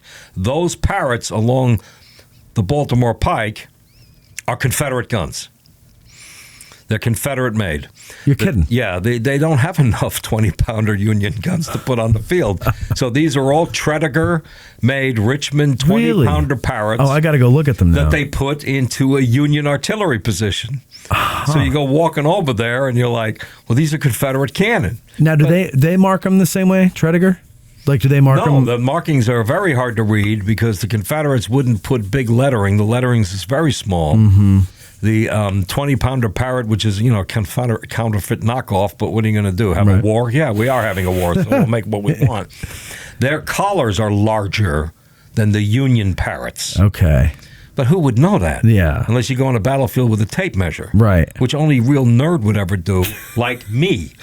And you've done it, I'm sure. Right, I have. And their collars are 19 inches long, where the Union Parrots are about 15 inches long. The other thing about the other 2 sections of Taft's battery, if I'm not mistaken, I think I know where you're talking on the road there, is if you look at them, you say, Well, how are they not hitting the batteries across the street in front of them, right? But that's not where they were. That's just the property that the park owns. They would have been. They would have been up on the hill. They would have been up on the hill. Yeah. So keep that in mind when you go and look at it. But of course, they're firing at Confederate forces. Yeah. So this is the one position where we have Confederate artillery firing at where the Confederates are coming. It might have annoyed them. Of course, it's just because they don't have enough 20-pounder Parrots. So to orient people who we've now gotten lost, if you're standing at the Evergreen Gatehouse, the gatehouse entrance to cemetery, if you're standing there looking east, looking across the battlefield, the National Cemetery is to your left. These 4 guns are to your right. You walk right down the road to them. There's enough space. It's not dangerous. You can walk down there. And the 3 of them are Tredegar guns. The 4th one at the back, the most southernmost, is a replica. Okay. It has a big seam on it. And that's a little goofy. That you bring up a good point there, and you have alluded to how to tell the real ones from the fake ones. Yeah. So the fake ones are only the iron guns. There's no fake Napoleons, correct? There are. Oh, yes, there are. There's fakes all over the place. Really? Because they don't have enough. So what are the fake Napoleons? Where are they? They're on Stevens Knoll. No kidding. Those are all fakes. All of them? All right. And there's no Napoleons anywhere nearby them. And the best way to pick out a fake is if you can see it next to a real one, because the fakes are good. Yeah. The company that made the artificial Napoleons, they're very good. But they're not marked or anything. They're 6-pounder howitzers. Okay. They're 6-pounder howitzers. They sent to a foundry. The Park Service sent to a foundry. I cannot remember if it was the Gilbert company. They did a lot of rifles. I'm not sure who did it. I just don't have it in front of me. I didn't have it in the book because we didn't get into that kind of weeds. We don't mention the false Napoleons in the top 10. It's just you. Thank you. Now it's the top 11, thanks to Matt. They took 6-pounder howitzers and filed off the decorations.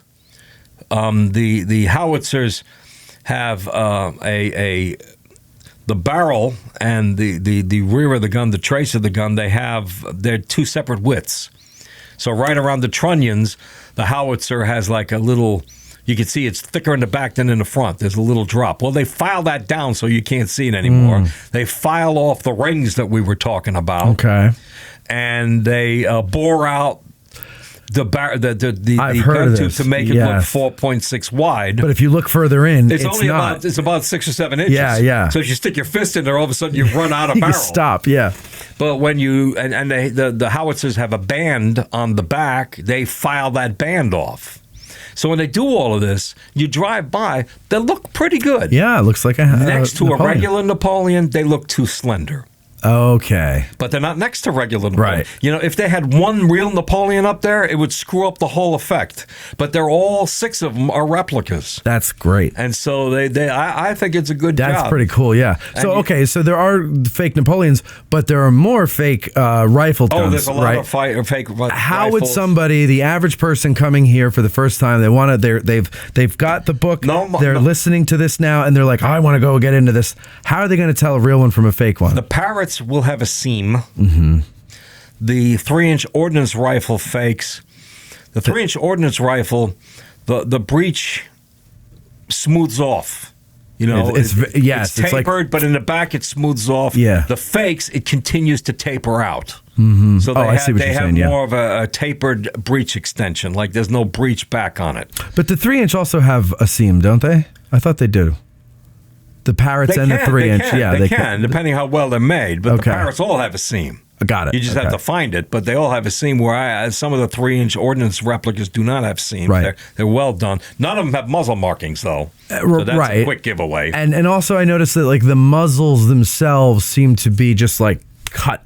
Like there's no rounding to the edges of the muzzles on the fake ones. I've not noticed that. Next time, go look at a real one and look at a fake one. The Parrots that were at Gettysburg, this is real artillery nerd stuff. The Parrots that were at Gettysburg, I'll take people up a little round top and I'll say, here, you want to hear some real nerd nonsense? The original Parrot was a 2.9-inch bore. Right. Who knows why? It's just what West Point was making. The West Point Cold Spring Foundry, right across the river from the West Point Academy. Huge project operation up there during the war, or before the war even. where the Parrot rifle was invented and now manufactured by others. And they made a 2.9 bore. Meanwhile, the prevailing rifle that goes into service is the 3-inch ordnance rifle. Right. Now, the 3-inch ordnance rifle can fire a 2.9-inch round. It's not ideal, but it can. Because of the sabot? No, because it's a little bit too narrow, but it's 0.1 inch, so it's okay. So the shell rattles around a little. It's not a tight fit. But it'll do the job. It'll fire it. Yeah, it won't be as accurate down the range as the other one, but it won't screw things up. But if you load a 3-inch shell accidentally into a 2.9 Parrot, it's going to get jammed in there. You got a problem. So the ordnance officers got to be really careful. And the ordnance who are supplying, filling the limber wagons, okay, what is this? Is this you guys a Parrot battery or you're a rifle battery? Okay, give him a chest of 3-inch. Don't mix them up. And they're going nuts with this. And they're yelling at the War Department saying, this is ridiculous. Tell West Point, tell the Cold Spring Foundry, 3-inch bore or we're not buying them. It takes them until 1863 to do this. So starting in the fall of 1863, West Point starts delivering 3-inch Parrot rifles.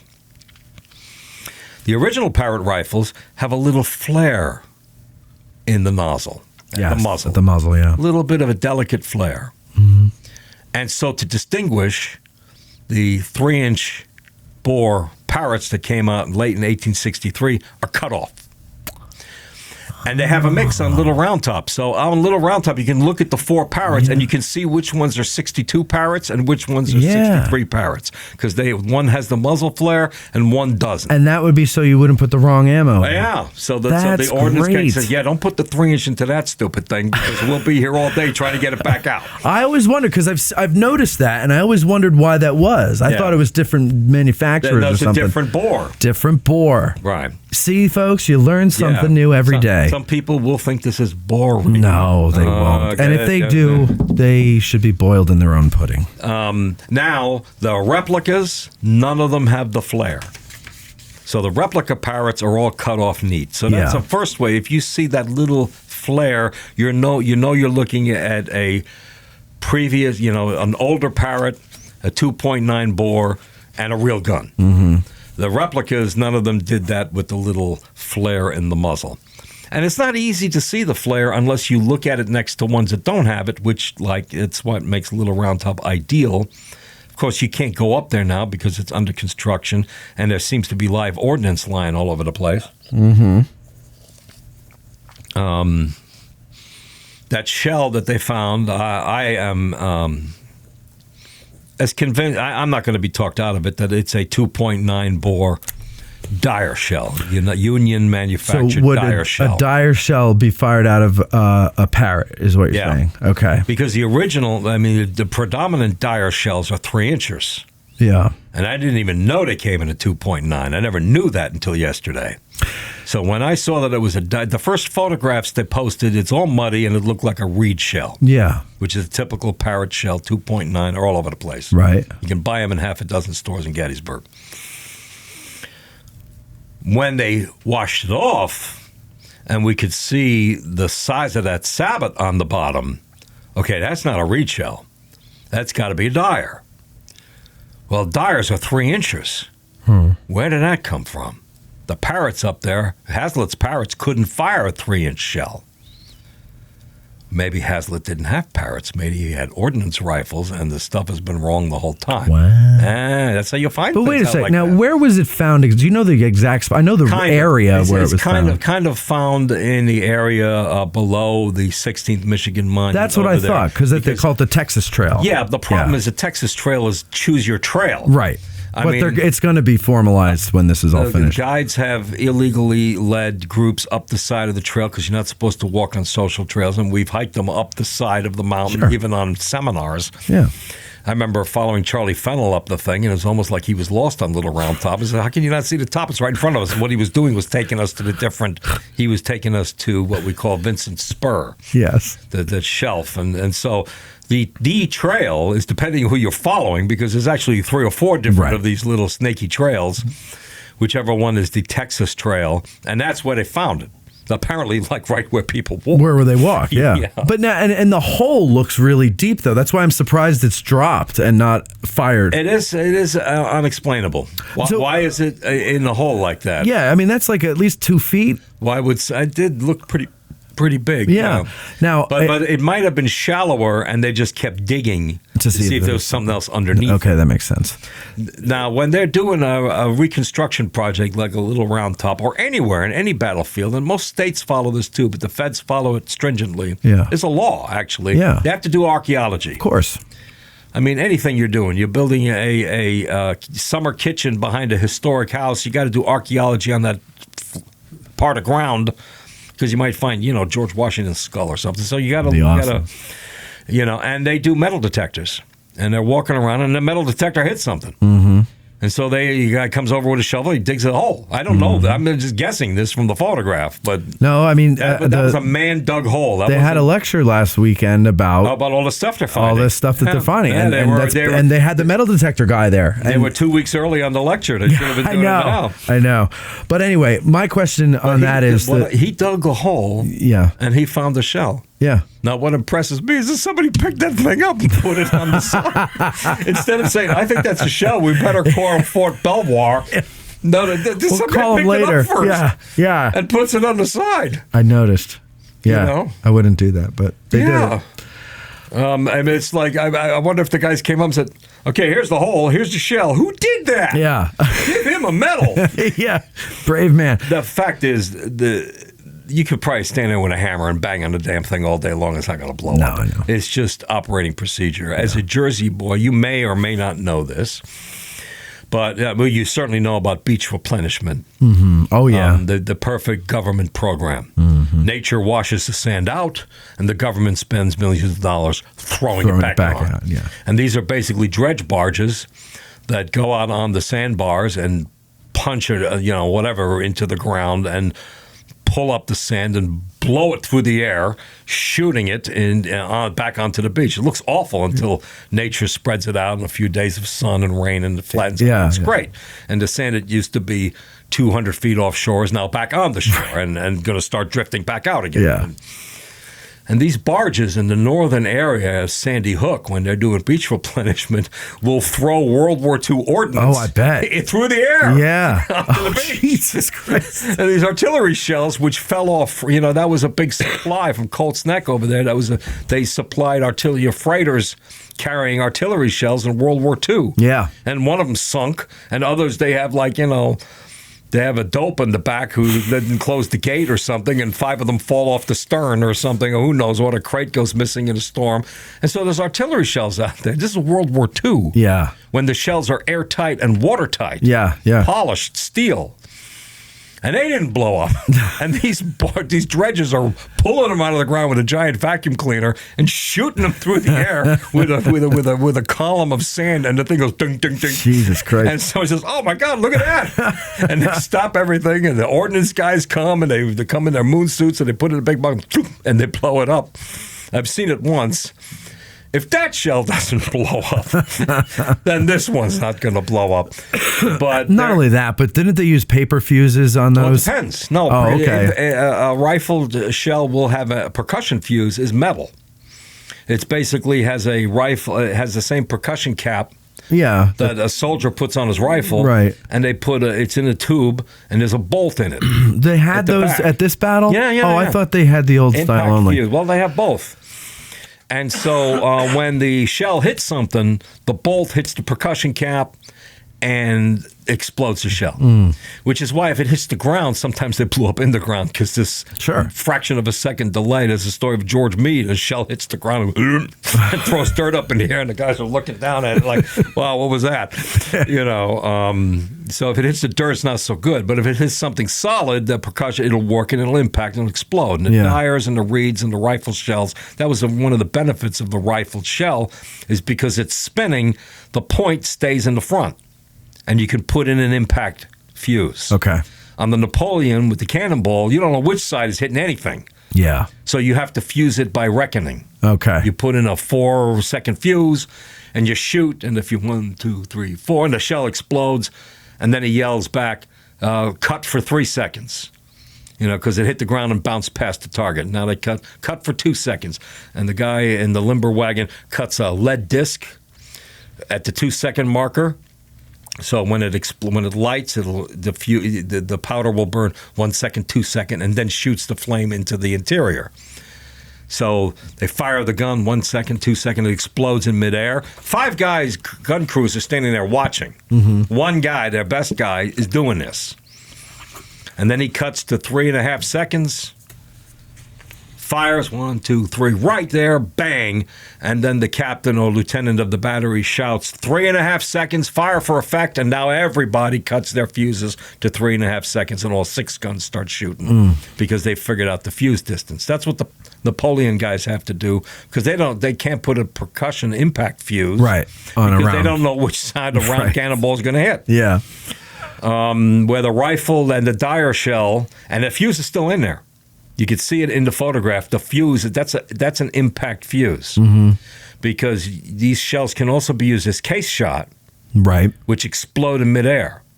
That's a paper fuse, and it's cardboard and wood, right, but not metal, right, and not waterproof. And so when the gun fires, the explosion of the fire ignites the fuse in the front. Yes, and the shell flies 1, 2, 3, and explodes and sprays shrapnel or pellets.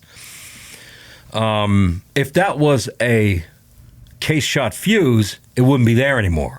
After 160 years, it would have rotted away. It's a piece of paper, wood, it would be gone. And it's still there, right. which tells me that was an impact fuse. So I certainly would not be picking that up. Yeah. But, okay, so we got off track there. So let's go to... The Dyer shell's cool. It is cool, it's a cool little thing that just happened there yesterday. And Chris Gwynn, I have a Facebook research page, Gettysburg Scholarship and Research, where I delete any posts about pizza and ghosts. So it's just, all the good Gettysburg Facebook pages have been polluted. Like, you know what I mean? You even have a problem on yours. We have to have a rule, yeah. People are starting to post things, no, I get anything that's off the wall. No, sorry. I'm sorry if I hurt your feelings. Don't come here. Right. And so we have a fairly serious discussion. I put the pictures up there and had different people, John Heiser and Chris Gwynn weighed in. And Chris Gwynn said, this might be a drop from a souvenir stand. I'm like, wait, that's an interesting idea. Wow. Because they're selling all this crap up there. Yeah. Which one would hope it was bored out. Usually they bore out through the fuse, but replicas, they have other ways of boring them out because, you don't sell live ordnance in the souvenir stand. You get the powder out. Huh. That's an interesting thought too. So we don't even know because that was because if it's on the slope there by the Texas Trail, like how would that be Hazlitt's battery? Well, on a slope, in the rain, in the weather, the thing's going to migrate. It's heavy. It's going to move down with rain. It's going to get buried. It's all possible. Okay, I see. How did a relic hunter never see it lying there? Well, that's kind of interesting too. Why would it be buried? Also an interesting question. What I find funny is that they burn that field every so many years. Yeah, right. So it's lucky it was buried a couple feet down. You're lucky firecracker. Can you see the hot shots out there watching the fire? Okay, everything seems good, and all of a sudden, bang, bang, bang. Shrapnel. That would be insane. They wouldn't think it's too funny. No. What the hell is that? Ordnance is going off. But like I said, with the Jersey Shore, they are hitting 20th century artillery shells all the time. Yeah. And none of them go off. Right. Well, but those are a little bit more secure, though. They're built a little better, aren't they? They're more watertight, so they're not going to, the Civil War artillery is not watertight, so water's going to seep into that thing and ruin it. Right, yeah. So the odds are I could have picked it up and banged it with a hammer and nothing would have happened. I see what you're saying. Okay, gotcha. But we always have to remember Russell Briggs. Mm-hmm. In fact, I think that kid? I think some smartass, mainly me, posted, where's Russell Briggs when we need him? Russell Briggs during the cemetery dedication was trying to get powder out of shells so he could sell them as souvenirs, and the damn thing exploded and blew his hands off. Little kid, right? The little kid was who collected the shell and handed it to him. The little kid was standing there watching him do it. The kid was killed. The kid was killed, right? Yeah. And Tim will tell you, probably do an hour on Tim Smith can do an hour on the kid and where he was from and what his shoe size was. He knows everything about him. I don't remember his name, but we do all remember Russell Briggs saying, there should be a memorial for him. It's like the Darwin Award, All right, let's move on to number 5 here because I have another show to do. Yeah, I know. We're going too far. The 6-pounder howitzer. 6-pounder howitzer. So let's see. That's down on. Oh yeah, gun number 5. I'm sorry. So picture gun number 5 has 2 pictures. Right, the 6-pounder howitzer itself, and then the second picture, gun number 5B, shows the astragil. The astragil is a decorative band that's right behind the muzzle, going back to what we talked about when they made them pretty. By the time they're making the 12-pounder howitzers, it's just a band. But this is a 6-pounder howitzer. It's the smallest artillery on the battlefield. It's in the Confederate position. It's at Latham's battery, Alexander Latham's battery, part of Hood's division. And he had a 6-pounder and a 12-pounder howitzer plus 3 Napoleons.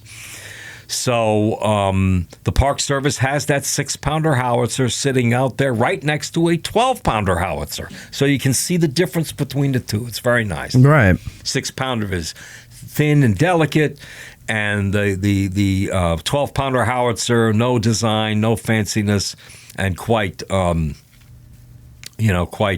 stout-looking gun.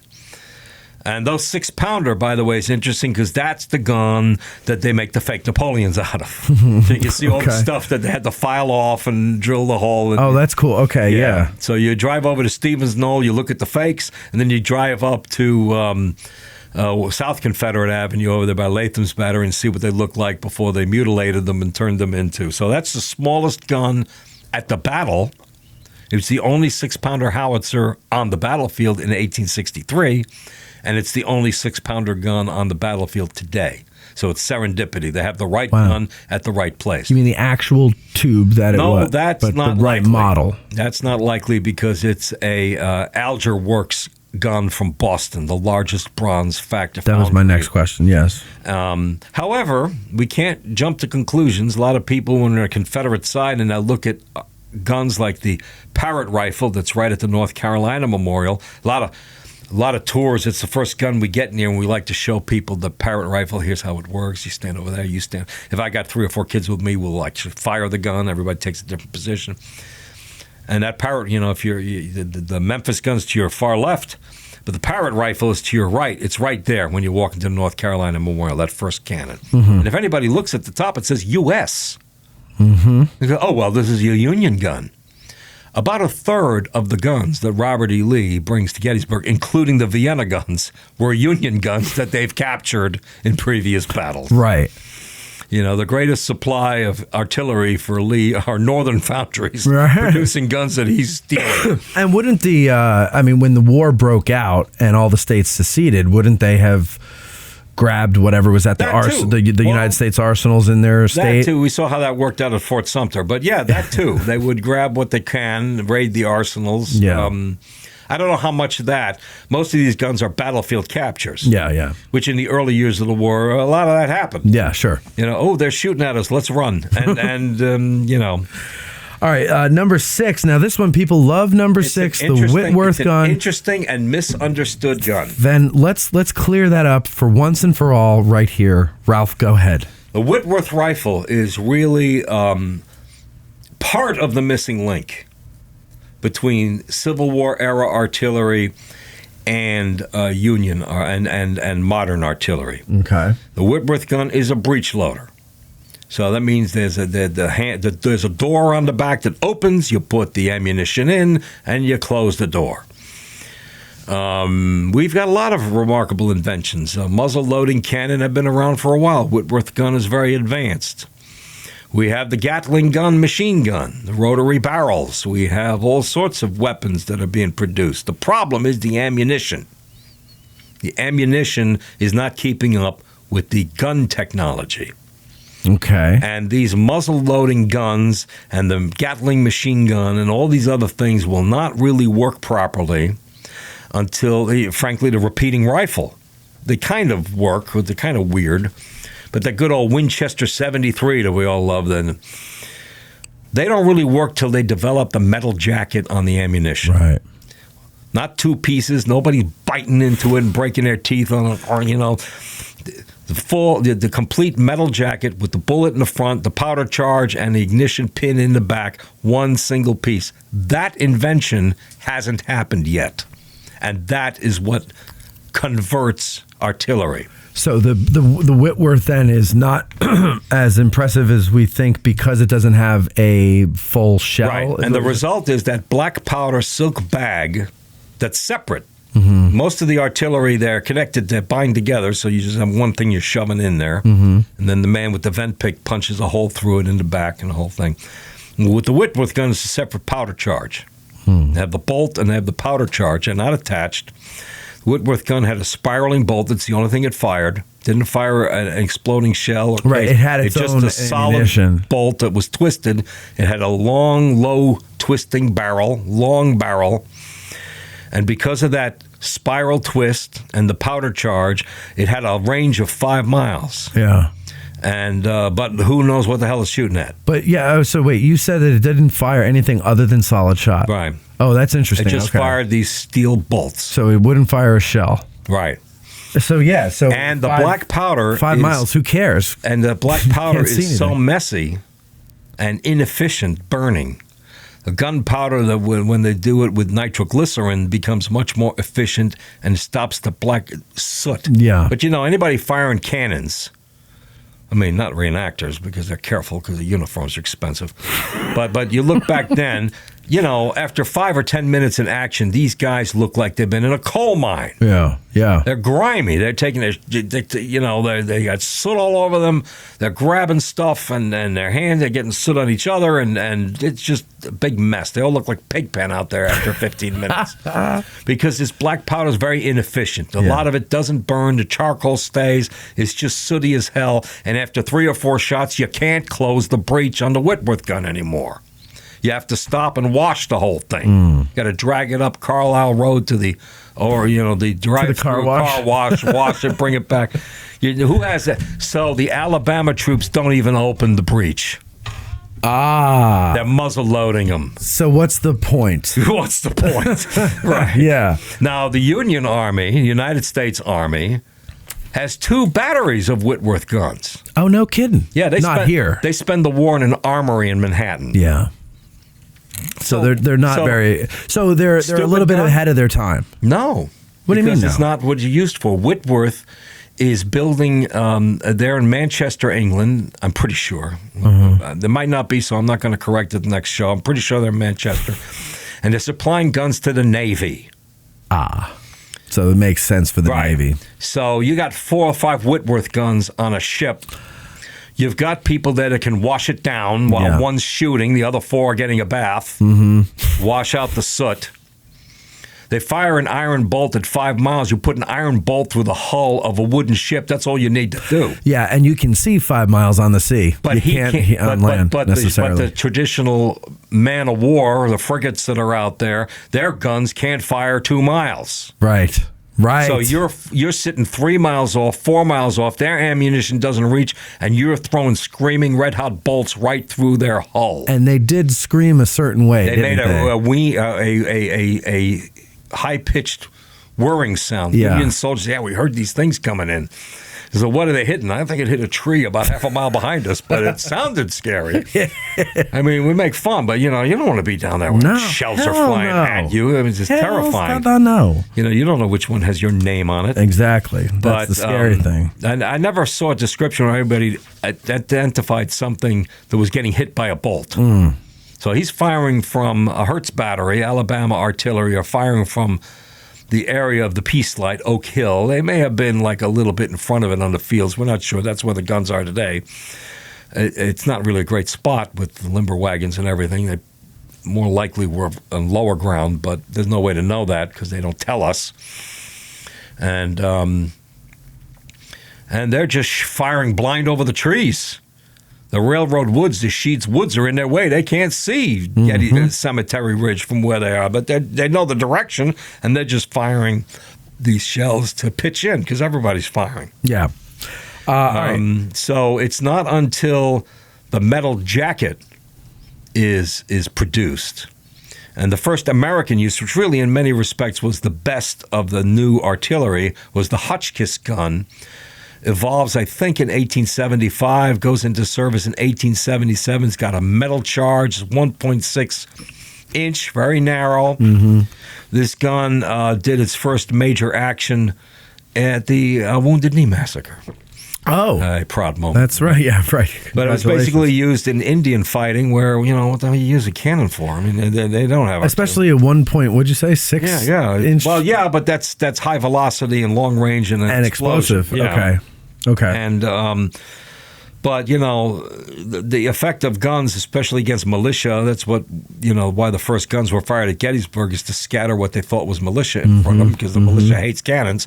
Just watch Les Mis. They all run for the barricades as soon as one cannon fires.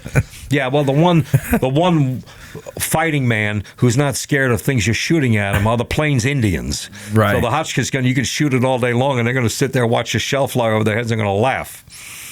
But that Hotchkiss gun is important in our story because it made all the muzzle-loading cannons instantly obsolete.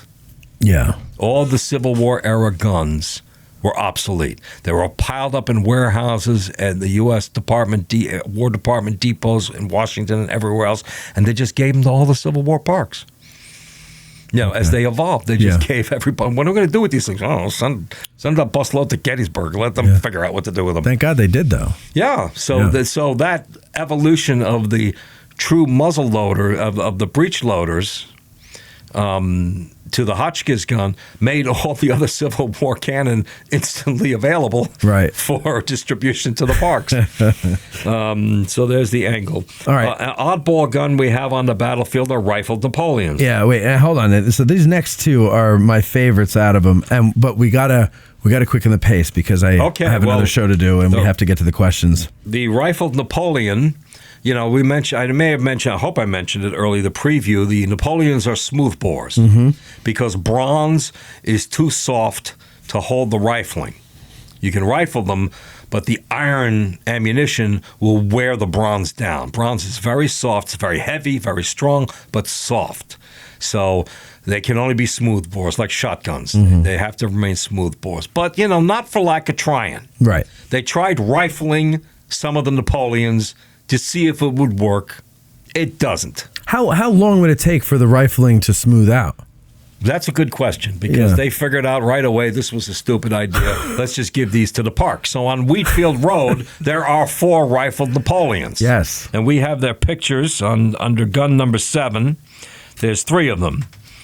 One shows the rifled Napoleon 7B, has the rifling in the muzzle. But the most important one is picture 7C. The rifled Napoleons all have gun sights on them.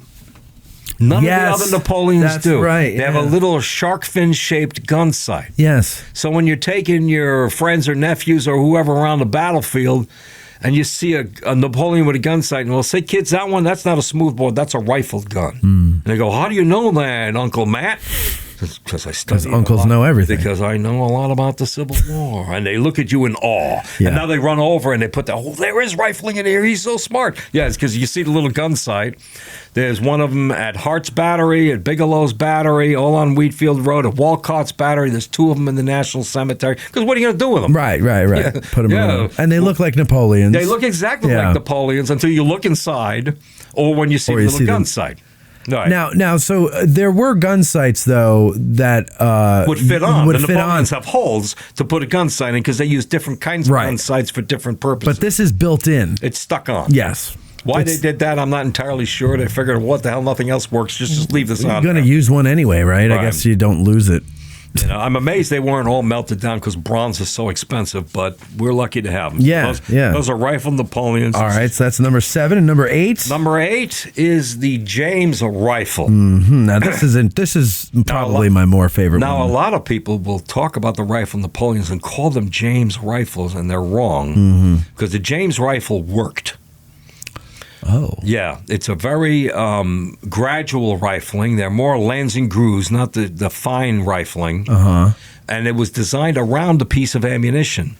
In Connecticut, James invented the James shell, and the gun was invented to shoot the shell. Oh, okay. And the shell is kind of unique. It has a lead base that's inside of fins. And when it fires, the lead squeezes out through the fins. It worked. And so the James rifle is a 14 pounder. It's a bigger gun. It's easy to pick out because it looks like an ordnance rifle, except that it's green. It's green. And, these are state batteries raised by the states, funded by the legislature, funded by the governor. And you send a letter to Telegram and say, the commander of the Army of the Potomac Artillery Wing says this gun is outdated. And the governor sends back, we paid for that gun out of Connecticut taxpayers' money. Tell him to shut up. And they actually say Connecticut on them. The two James rifles say state of Connecticut on them. Oh, interesting. There are guns.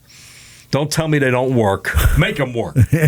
And because of the gradual nature of the rifling, they didn't wear out that bad. Okay. But they still did. Oh. But they're a collector's piece, so we have two of them out there. You're driving along, you're looking at all these 3-inch ordnance rifles, and all of a sudden you see two of them that are green. Yeah. And they're a little bigger. And those are the James rifles. That's on Hancock Avenue. It's right on Hancock Avenue. There's a monument there to Sterling's Connecticut Battery, so just look for that, and then you get out. Right across Father Corby? Is it? It's in that vicinity. Yeah. It's in that vicinity. So that's an odd and unique cannon. Now this next one here, ordnance rifle number 233. That's one of our favorites. I've always wanted to be the guy who finds 232 and 234, but I'll never will. Yeah. Maybe. But go ahead. Why is this significant? Well, gun number 233 was the first Union gun to fire in the Battle of Gettysburg. And John Califf, who was the artillery commander for Buford's cavalry, in the Union, all the cavalry had 3-inch ordnance rifles because they were the lightest tubes. Right. So they're all pulling 3-inch ordnance rifles. They're only about 900 pounds compared to the Napoleons and the Parrots. And John Califf kept track of his numbers. And two of the guns on that monument, when I wrote the book, I thought it was 4, so that's a mistake, but I'm not going to apologize for the book. But two of the guns on that monument and 2 guns elsewhere in the park were Califf's guns. And so gun number 233 fired according to the plaque, and that's a picture. You have a picture of the monument under gun number 9 is a picture of the gun. Gun number 9B photograph is the Buford Monument, and then photograph 9C is a close-up of the plaque itself. Right. And that fired the first shot of the battle. And that's, again, you got to watch first shots, because the fact is Confederates were firing artillery up Chambersburg Road hours earlier before Caleb. They were hearing them, and they say it in their reports. We could hear the Confederate artillery. So nobody cared when they put up the money. Wait a minute, I got a report here that says we can hear Confederate guns booming. Throw that away. Yeah. This is the first gun. Yeah. And it's aimed at the West End guide station, which for many decades is where guides picked up customers coming from Chambers. The gun's aimed right at the guide station. I never realized that. Yeah, the Park Service we can't stand the guide, shoot. And there's a serendipity, because that question about gun 233 is almost on every guide exam. Yeah. So if you're studying for the guide exam, learn that one, because that'll be on there. But it's not worded in such a way as to say which tube is pointing directly at the West End guide station. No, I don't remember that question. But that's interesting, because now I know it is. Aiming right at the West End guide station. And, so it's it's the first Union artillery piece to fire. Yes, but the plaque doesn't say that. No, it doesn't. It says it. Yeah. But the Confederates, Willie Peagram's battery, has been shooting already. Was it Pegram or Marie's Fredericksburg artillery? Well, he's the battalion commander. Oh, Pegram. Oh, so it's, okay, Pegram. Got it. So gotcha. He's one of my favorite artillery officers, because he was too blind for the infantry. So they put him into the artillery. But I like that. He's so nearsighted. So it's like, look, fellas, if I can't see it, you don't shoot at it. Because he understood the short range of accuracy that these guns had. Yeah. Gun number 10 is another 20-pounder Parrot. This is complete Trivial Pursuit, but people think it's cool. Again, at the North Carolina Memorial, When you're at the entrance, to the left, you would see the Memphis gun. To the right, you'll see the Parrot gun that a lot of people look at. A few guns down, you'll see some big Parrots. And those are Navy Parrots. And they have a cascabel. Instead of a cascabel, they have a clevis on the back. Is what So, it's okay, called. now you got to explain It's this. a ring. Yeah. It shows in the photograph. It's easy to see once you know what to look. You can stand in North Carolina Memorial, and you just say to your kids, "Oh, kids, see those big ones over there? Those aren't Army Parrots. Those are Navy Parrots, but the Confederacy's using them because they use every gun they can get. Navy guns." Dad, how do you know that? Well, you know, I've just read a lot of books in the library. Because that clevis is a loop that the rope goes through. Right. You know, these guns have a fantastic recoil, particularly the big ones. It's bad enough on ground. You got to watch where the damn thing's going so it doesn't hit you. You know, that's why everybody. That's why everybody spreads out before you fire. That's why the lanyard is 10 yards long. You know, he yanks on that and they're all standing back because the gun could whip out sideways, but more typically will squirt back like 10 feet. I think roll was a better word. Well, you can't have that on a ship. No. You know, it'll go straight out, across it'll the go deck. around the other side. So they tie heavy ropes with blocks and tackles to absorb the recoil. Right. And the rope goes through the cascabel, and then it gets attached to a block and tackle system hanging from the roof of the gun area, the battery section. And so that catches the gun on the recoil. Another way to tell the Parrot, the Navy Parrot, is all the markings are on the trunnion.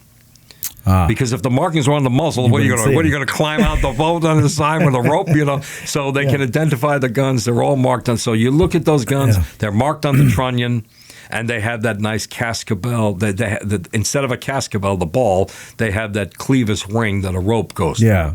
So now, folks, when he's saying the ball, if you look at most of the cannons, except for these Navy, they have what's called the cascabel. Yeah, it's on the back. Now, what would that be used for? Tie a rope around it. Lift the gun up. See, I've seen photographs of guns being lifted by the cascabel. Yeah. I've never seen a photograph of a gun being lifted by a howitzer. Maybe Gary Edelman will now send me one. or somebody, Mike Warwick or somebody, but I've never seen one, so I don't know what the front band is for. But that's definitely what the cascabel was for. The ball on the back was to secure a rope. So you can lift it. So you can lift it because you're changing the carriage or the axle broke or who knows what. Right. You're just shipping things around. On the Navy gun, that has a ring on it, and then that's used for the recoil, to absorb the recoil. Right, to run a rope through. So I just wanted to make sure. All right, so we got all 10 there. We got all 10. There's one more that I didn't know about. All right. That's very cool. So number 12 then, because I had one that I added. Oh, yeah, you added one. We blame you for that. We have a very, very rare howitzer on the battlefield called a Hubbard gun. Hubbard or Hubbard.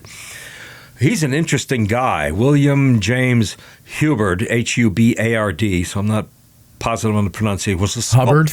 He was. Well, it's only one B. Oh, it's one B. Yeah. He was a sculptor. He worked at Washington Lee University. The statue of George Washington at Washington and Lee, or VMI, it's between the two, is George Washington. He did that. And he opened up a foundry in Richmond called the Washington Foundry to make busts of George Washington. He was like in the George Washington souvenir business. Right. The war begins, and they contract with him to make howitzers. But he can only cast them. So, you know, it's a casting, like they cast sculptures. So he's casting them and then sending them across town to the S&P machine shop, which drills out the bore and finishes the gun. Okay. So the S&P, William J. Hubbard, casts the gun, sends it across town, and the S&P machine shop finishes the cannon. It's delivered. Hubbard had ambitions to become an armorer, starts goofing around with ammunition and blows himself up. So 10 months into the war, he's no more. They only made 10 of these howitzers, and one of them is right behind the Robert E. Lee statue.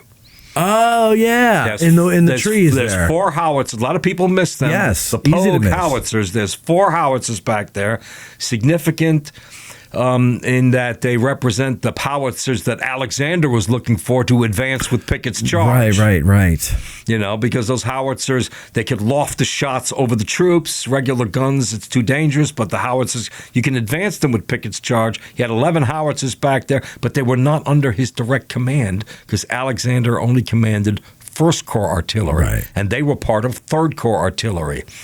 And Sandy Pendleton comes William Pendleton comes, Sandy's his kid, the artillery administrator for the Army of Northern Virginia comes riding along and says, well, those guns can't reach Cemetery Hill. Why are they here?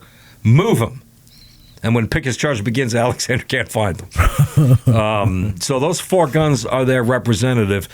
If you look at the 4, if you're standing behind the Robert E. Lee Monument and you turn around, and they're across the street in the woods, there's 4 of them.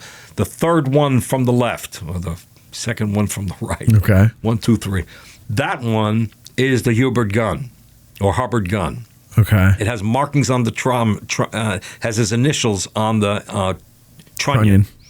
WJH, SP, 1861. It may be the only one that survives. Wow. But it's a very rare howitzer, and it's there. And I didn't know anything about it. I learned about that from Fred Hawthorne, who's written articles for this Guides magazine and also for Artilleryman magazine, which is the hyper nerd. If you subscribe to Artilleryman magazine, if you've heard of it, if you've heard of it, you're in jeopardy. If you actually subscribe to it, you're certifiable. And if you actually read it, but the publisher, Jack Melton, also runs a website, and that's where I found that Dyer shell yesterday while we're all banging around. Yeah. And I saw that the Dyer shell comes in a 2.9 version. Jack Melton is the beginning and end authority on artillery around the United States. He's the editor of that magazine, and he also has a very nice website. It's a little hard to read. It's a little old, the formats. You have to have some patience going through it, but he's got everything loaded on there. Yeah. Every gun, every piece of ammunition, different parts of the country.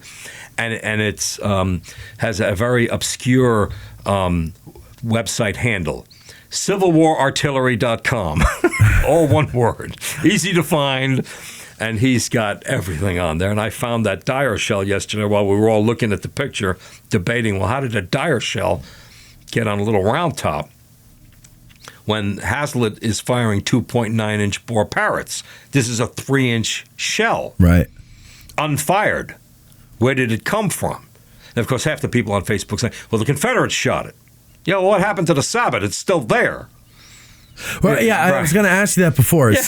So the Sabbath would be disintegrated. Right. It would be turned into a piece of chewing gum. And is that and probably fly off? But and then I thought I read somewhere that infantry would not like to be in the front of, like, laying down. Here, Pickett's charge, for example. The worst shell. Oh God, I'm not going to remember the name of it, so I won't say it. Don't worry about names, because then we got to correct that. There's a reed shell, and then the Hotchkiss, which is a cool shell.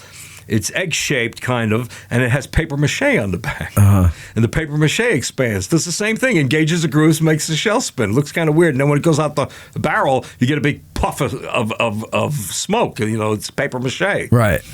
But there's this one that had a metal cap, and the lead was under the metal cap. And so when the shell was fired, the metal cap squeezed out the lead, the shell went flying, and so did the metal cap, hitting anybody within 100 feet of the, so anybody's in front of the rifles, this stuff's flying out the front. Yeah. And it's like... So, like, I think which is why they didn't shoot over their own troops. Right. Unless they absolutely had to, though, right? Well, unless more danger's coming from front. But, yeah, they're hitting their own guys. Because I thought I remember reading somewhere that the Union troops, during the bombardment, didn't like laying down at the wall in front of the batteries because they were getting hit with these sabos. They didn't. Cushing's Battery, that's one of the important points of Pickett's charge. Where Cushing's Battery is located are no troops. There's nobody on the wall in front of Cushing's Battery. Yeah, for that reason. When you get hitting a grape with a piece of metal that's coming out at 600 miles an hour, there goes the shell, and this thing just hit me in the back of the head. Right. Which is why the 71st Pennsylvania is isolated in that corner we now call the angle, because Cushing's Battery's next to them, and so there's no infantry next to them. I see. And the angled wall bends back, so there's no infantry to the right, no infantry to the left. They're at the isolated spot. Yeah. And that's where the Confederates will break through. Okay. Got it. They break through in a couple of other little spots, but that was the big breakthrough. That was the big breakthrough. Because those guys fall back. Right. And that's where, Richard Jordan spills through and yells, "Grab the guns!" and And they put up the monument later to Armistead, which I think it's all great that we have the markers. Sure. But the problem is the guns were all the way down by the wall. That's the thing He climbed over the wall and the gun's right there. The gun's right there. Yeah. So the movie has that right. I think so. Yeah, because they have the gun at the wall, I think. Yeah. All right, so we got to get It wasn't this fun. The guns are fun. Go out guns there. are fun, yeah. No, I love them. Don't climb on them, but they're... Yes, please don't climb on them. I have a question that I'm going to ask when we come back from the break, and we have other people's questions. Don't forget, ladies and gentlemen, if you want to ask questions on Ask at Gettysburg Guide, you have to become a patron. We'll put the word out. You'll submit the questions, and they get thrown in the till.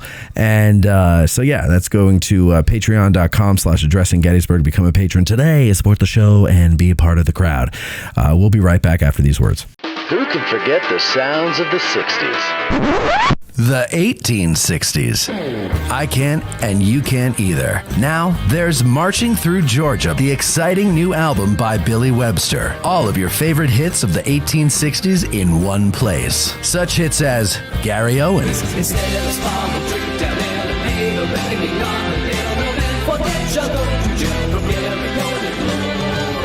The Battle Hymn of the Republic,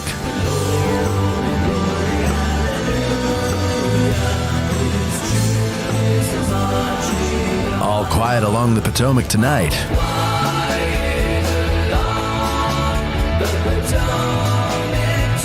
Marching Through Georgia,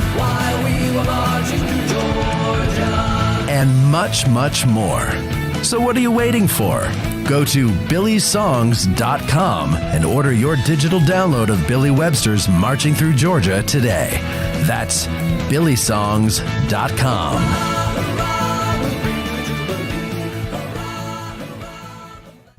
Seminary Ridge Museum and Education Center, Gettysburg's premier museum, is housed in the historic Lutheran Seminary building constructed in 1832, a witness to the first day of battle. The museum's 3 floors of exhibits connect visitors to the dilemmas that led to the Civil War, provide a powerful and personal view of the battle's first day, and explore one of the battlefield's largest hospitals. No visit to Seminary Ridge Museum and Education Center is complete without a guided tour of the building's famous cupola, where on the eve of battle, officers and civilians saw thousands of Confederate soldiers' campfires burning to the west, and Brigadier General John Buford watched for vital federal reinforcements as fighting erupted on the morning of July 1st. Today, you can stand where Buford stood and discover how this view helped chart the course of the Battle of Gettysburg. Your trip to Gettysburg is not complete without a serious visit to Seminary Ridge Museum and Education Center, Gettysburg's premier museum. Purchase tickets online at seminaryridgemuseum.org or call 717-339-1300. To get tickets or a cupola tour, listeners may call or walk in and mention Addressing Gettysburg, or by ordering online using the promo code AG1863 for 20% off. Seminary Ridge Museum and Education Center.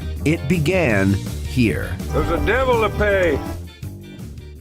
If you're a lover of history, then go to trhistorical.com. There you'll find apparel, drinkware, decor, and more, featuring a wide range of interests from the ancient world to the Cold War. Looking to make an impression with the perfect gift? Well, TR Historical now offers gift cards and a vintage wrapping service for a truly unique presentation. And our listeners will receive 10% off plus free shipping in the U.S. when you use promo code GBERG1863. So go to trhistorical.com, TR Historical, for the love of history.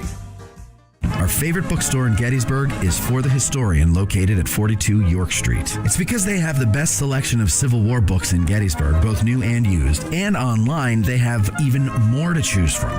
And if the Civil War isn't your thing, that's not a problem.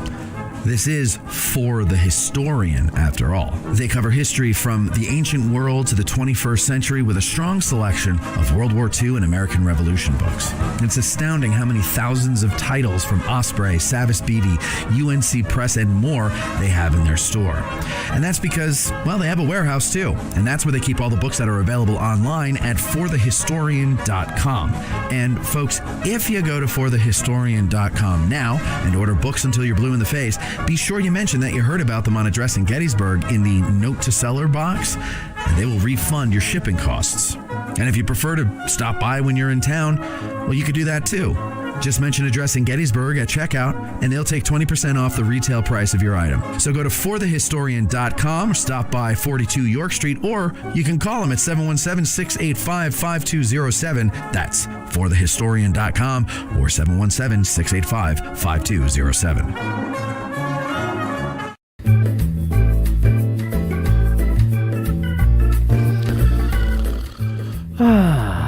Bethany, you know what I'm going to do on June 7th? What are you going to do on June 7th? I'm going to learn about General Benjamin Butler. Whoa. And then I'm going to learn about Joshua Lawrence Chamberlain. Oh, my boyfriend? Mm-hmm. Okay. And you know what? I'm going to have dinner. All in the same day? Wait, I'm not done that. Oh, my gosh. I'm going to learn about Abraham Lincoln and American immigration from none other than Harold Holzer. Where could you possibly be doing all this at one time? At the CWI Summer Conference. That's where. Oh, Matt. That's right. Let me tell you, not only is Harold Holzer going to be there, but who's doing the Chamberlain? Ronald White, not the comedian. Not the comedian. No. Ronald White, Benjamin Butler's Elizabeth Leonard. Besides Harold, Ronald, and Elizabeth, we've got our buddy Scott Hartwig, Aaron Sheehan Dean, Jim Brumel, Jonathan White. I said that. No, I said Ronald White. Jonathan White, Jennifer Murray, Mike Warwicker, I believe, is also doing something that weekend. And most importantly, the Addressing Gettysburg crew is going to be covering the CWI Summer Conference. It's, I believe, our third or fourth one in a row. Nice. I love it. I look forward to it all year. I said to Ashley the other day, I look forward to this. It's the only thing I look forward to all year long, even more than Christmas. And she's like, then you need your head checked. And I think she's right. I do. She's adorable. But you guys listening in the audience, you want to come to this. I'm telling you, you want to come. You don't have to do the thing. You could do little bits at a time. You don't have to, you could stay wherever. You can figure it out. But here's what you do. Here's how you figure it out. You got to know the information, right? So get the information. Send them an email at civilwar I almost said Addressing Gettysburg. It's civilwar@gettysburg.edu, or you can give them a call, 717-337-6590. Kind of discount for saying so, but just let them know you heard about them on Addressing Gettysburg, so that maybe they'll be like, hey, you guys are great, thanks for doing that, which they say that anyway. But yeah, and by the way, let me tell you something. Pete Carmichael told me he hates me and he likes Cindy. We're not friends, but he and Cindy are friends. I understand that. That's how I am. And Pete, let's see, he's going to do the welcome at 3 o'clock on Saturday the 7th. By the way, I just gave you the schedule for like half the day on the 7th. That, because it all starts at noon, check in and everything, and then Pete gets up there and self-aggrandizes for a while. This is and then the next day, it is. It's really a lot of fun. Pete does one at 11 a.m. the next day about the Hicksford raid. He's really injecting himself into this a lot here. I think I need to talk to him about that. But anyway, you could also go out. There's tours on the battlefield. There's bus trips to other places. It's a lot of fun. Very, very cool. Very, very neat to be around a bunch of other nerds. So I suggest you do it. Once again, that's civilwar@gettysburg.edu or 717-337-6590. You're listening to Addressing Gettysburg. All right, and we are back now with Ask a Gettysburg Guide. We're talking about the top 10 unique cannons on the battlefield with Ralph Seigel. And again, if you want to ask questions, become a patron over at patreon.com/AddressingGettysburg. Ralph, you're a patron. I am. Yes, and so he submitted a question for himself to answer. No, you didn't. By the way, I do have a question for you, and I'm surprised that it's not in here. Over by the Bryan farm, there's one tube that has a fracture in it. Right. What is the story with that? Battery. We don't really know. We don't know. John Heiser, the former librarian, retired, thinks that it was just like, let's see how they have to do to blow these things up. And then it just loaded charges and after the war, they just loaded charges and they finally paid dirt. Okay. Because there's no information that a Napoleon ever failed, never exploded during a properly made Napoleon ever failed. Now, this is not in the question, but if you look at the Confederate guns, if you drive them, you'll notice that some of the, like the two guns that are up on Oak Hill, a lot of people, first guns they see when they tour Gettysburg, there are two Confederate Napoleons up there. One is darker than the other. When they're darker, that means they cheated the bronze. Oh, okay. That it's supposed to be 90% copper and 10% tin. Copper's expensive. Copper's hard to get. I'm amazed that, well, never mind. I don't even want to say it, that, the guns don't get stolen because copper's expensive. Yeah, right. And the Confederacy would cheat the copper. Maybe 70% copper, 30% tin. Those guns could be weaker. There may have been cases of those guns exploding. Okay. But there's no record that I've ever learned about, and I've had experts on artillery tell me this, that there's no incident of a 12-pounder Napoleon exploding in the Civil War. Okay. Where the other guns, it happened. And there's a difference between a Union-made and a Confederate-made Napoleon. Right. Is that correct? That you could tell by the muzzle flare. There's a flare at the Confederates did not. They cut the barrel off. No flare. Right. So when you see that neatly cut off Napoleon, you know you're looking at a Confederate gun. Yeah. The Union guns all had a little bit of a decorative muzzle flare. Yeah, a little bell shape at the end of the barrel. All right, well, let's get to our listeners' questions, our patrons' questions, excuse me. Tom Plefka, he says, I've watched the Battle Walk gunfight at the Peach Orchard and have Ralph's field guide.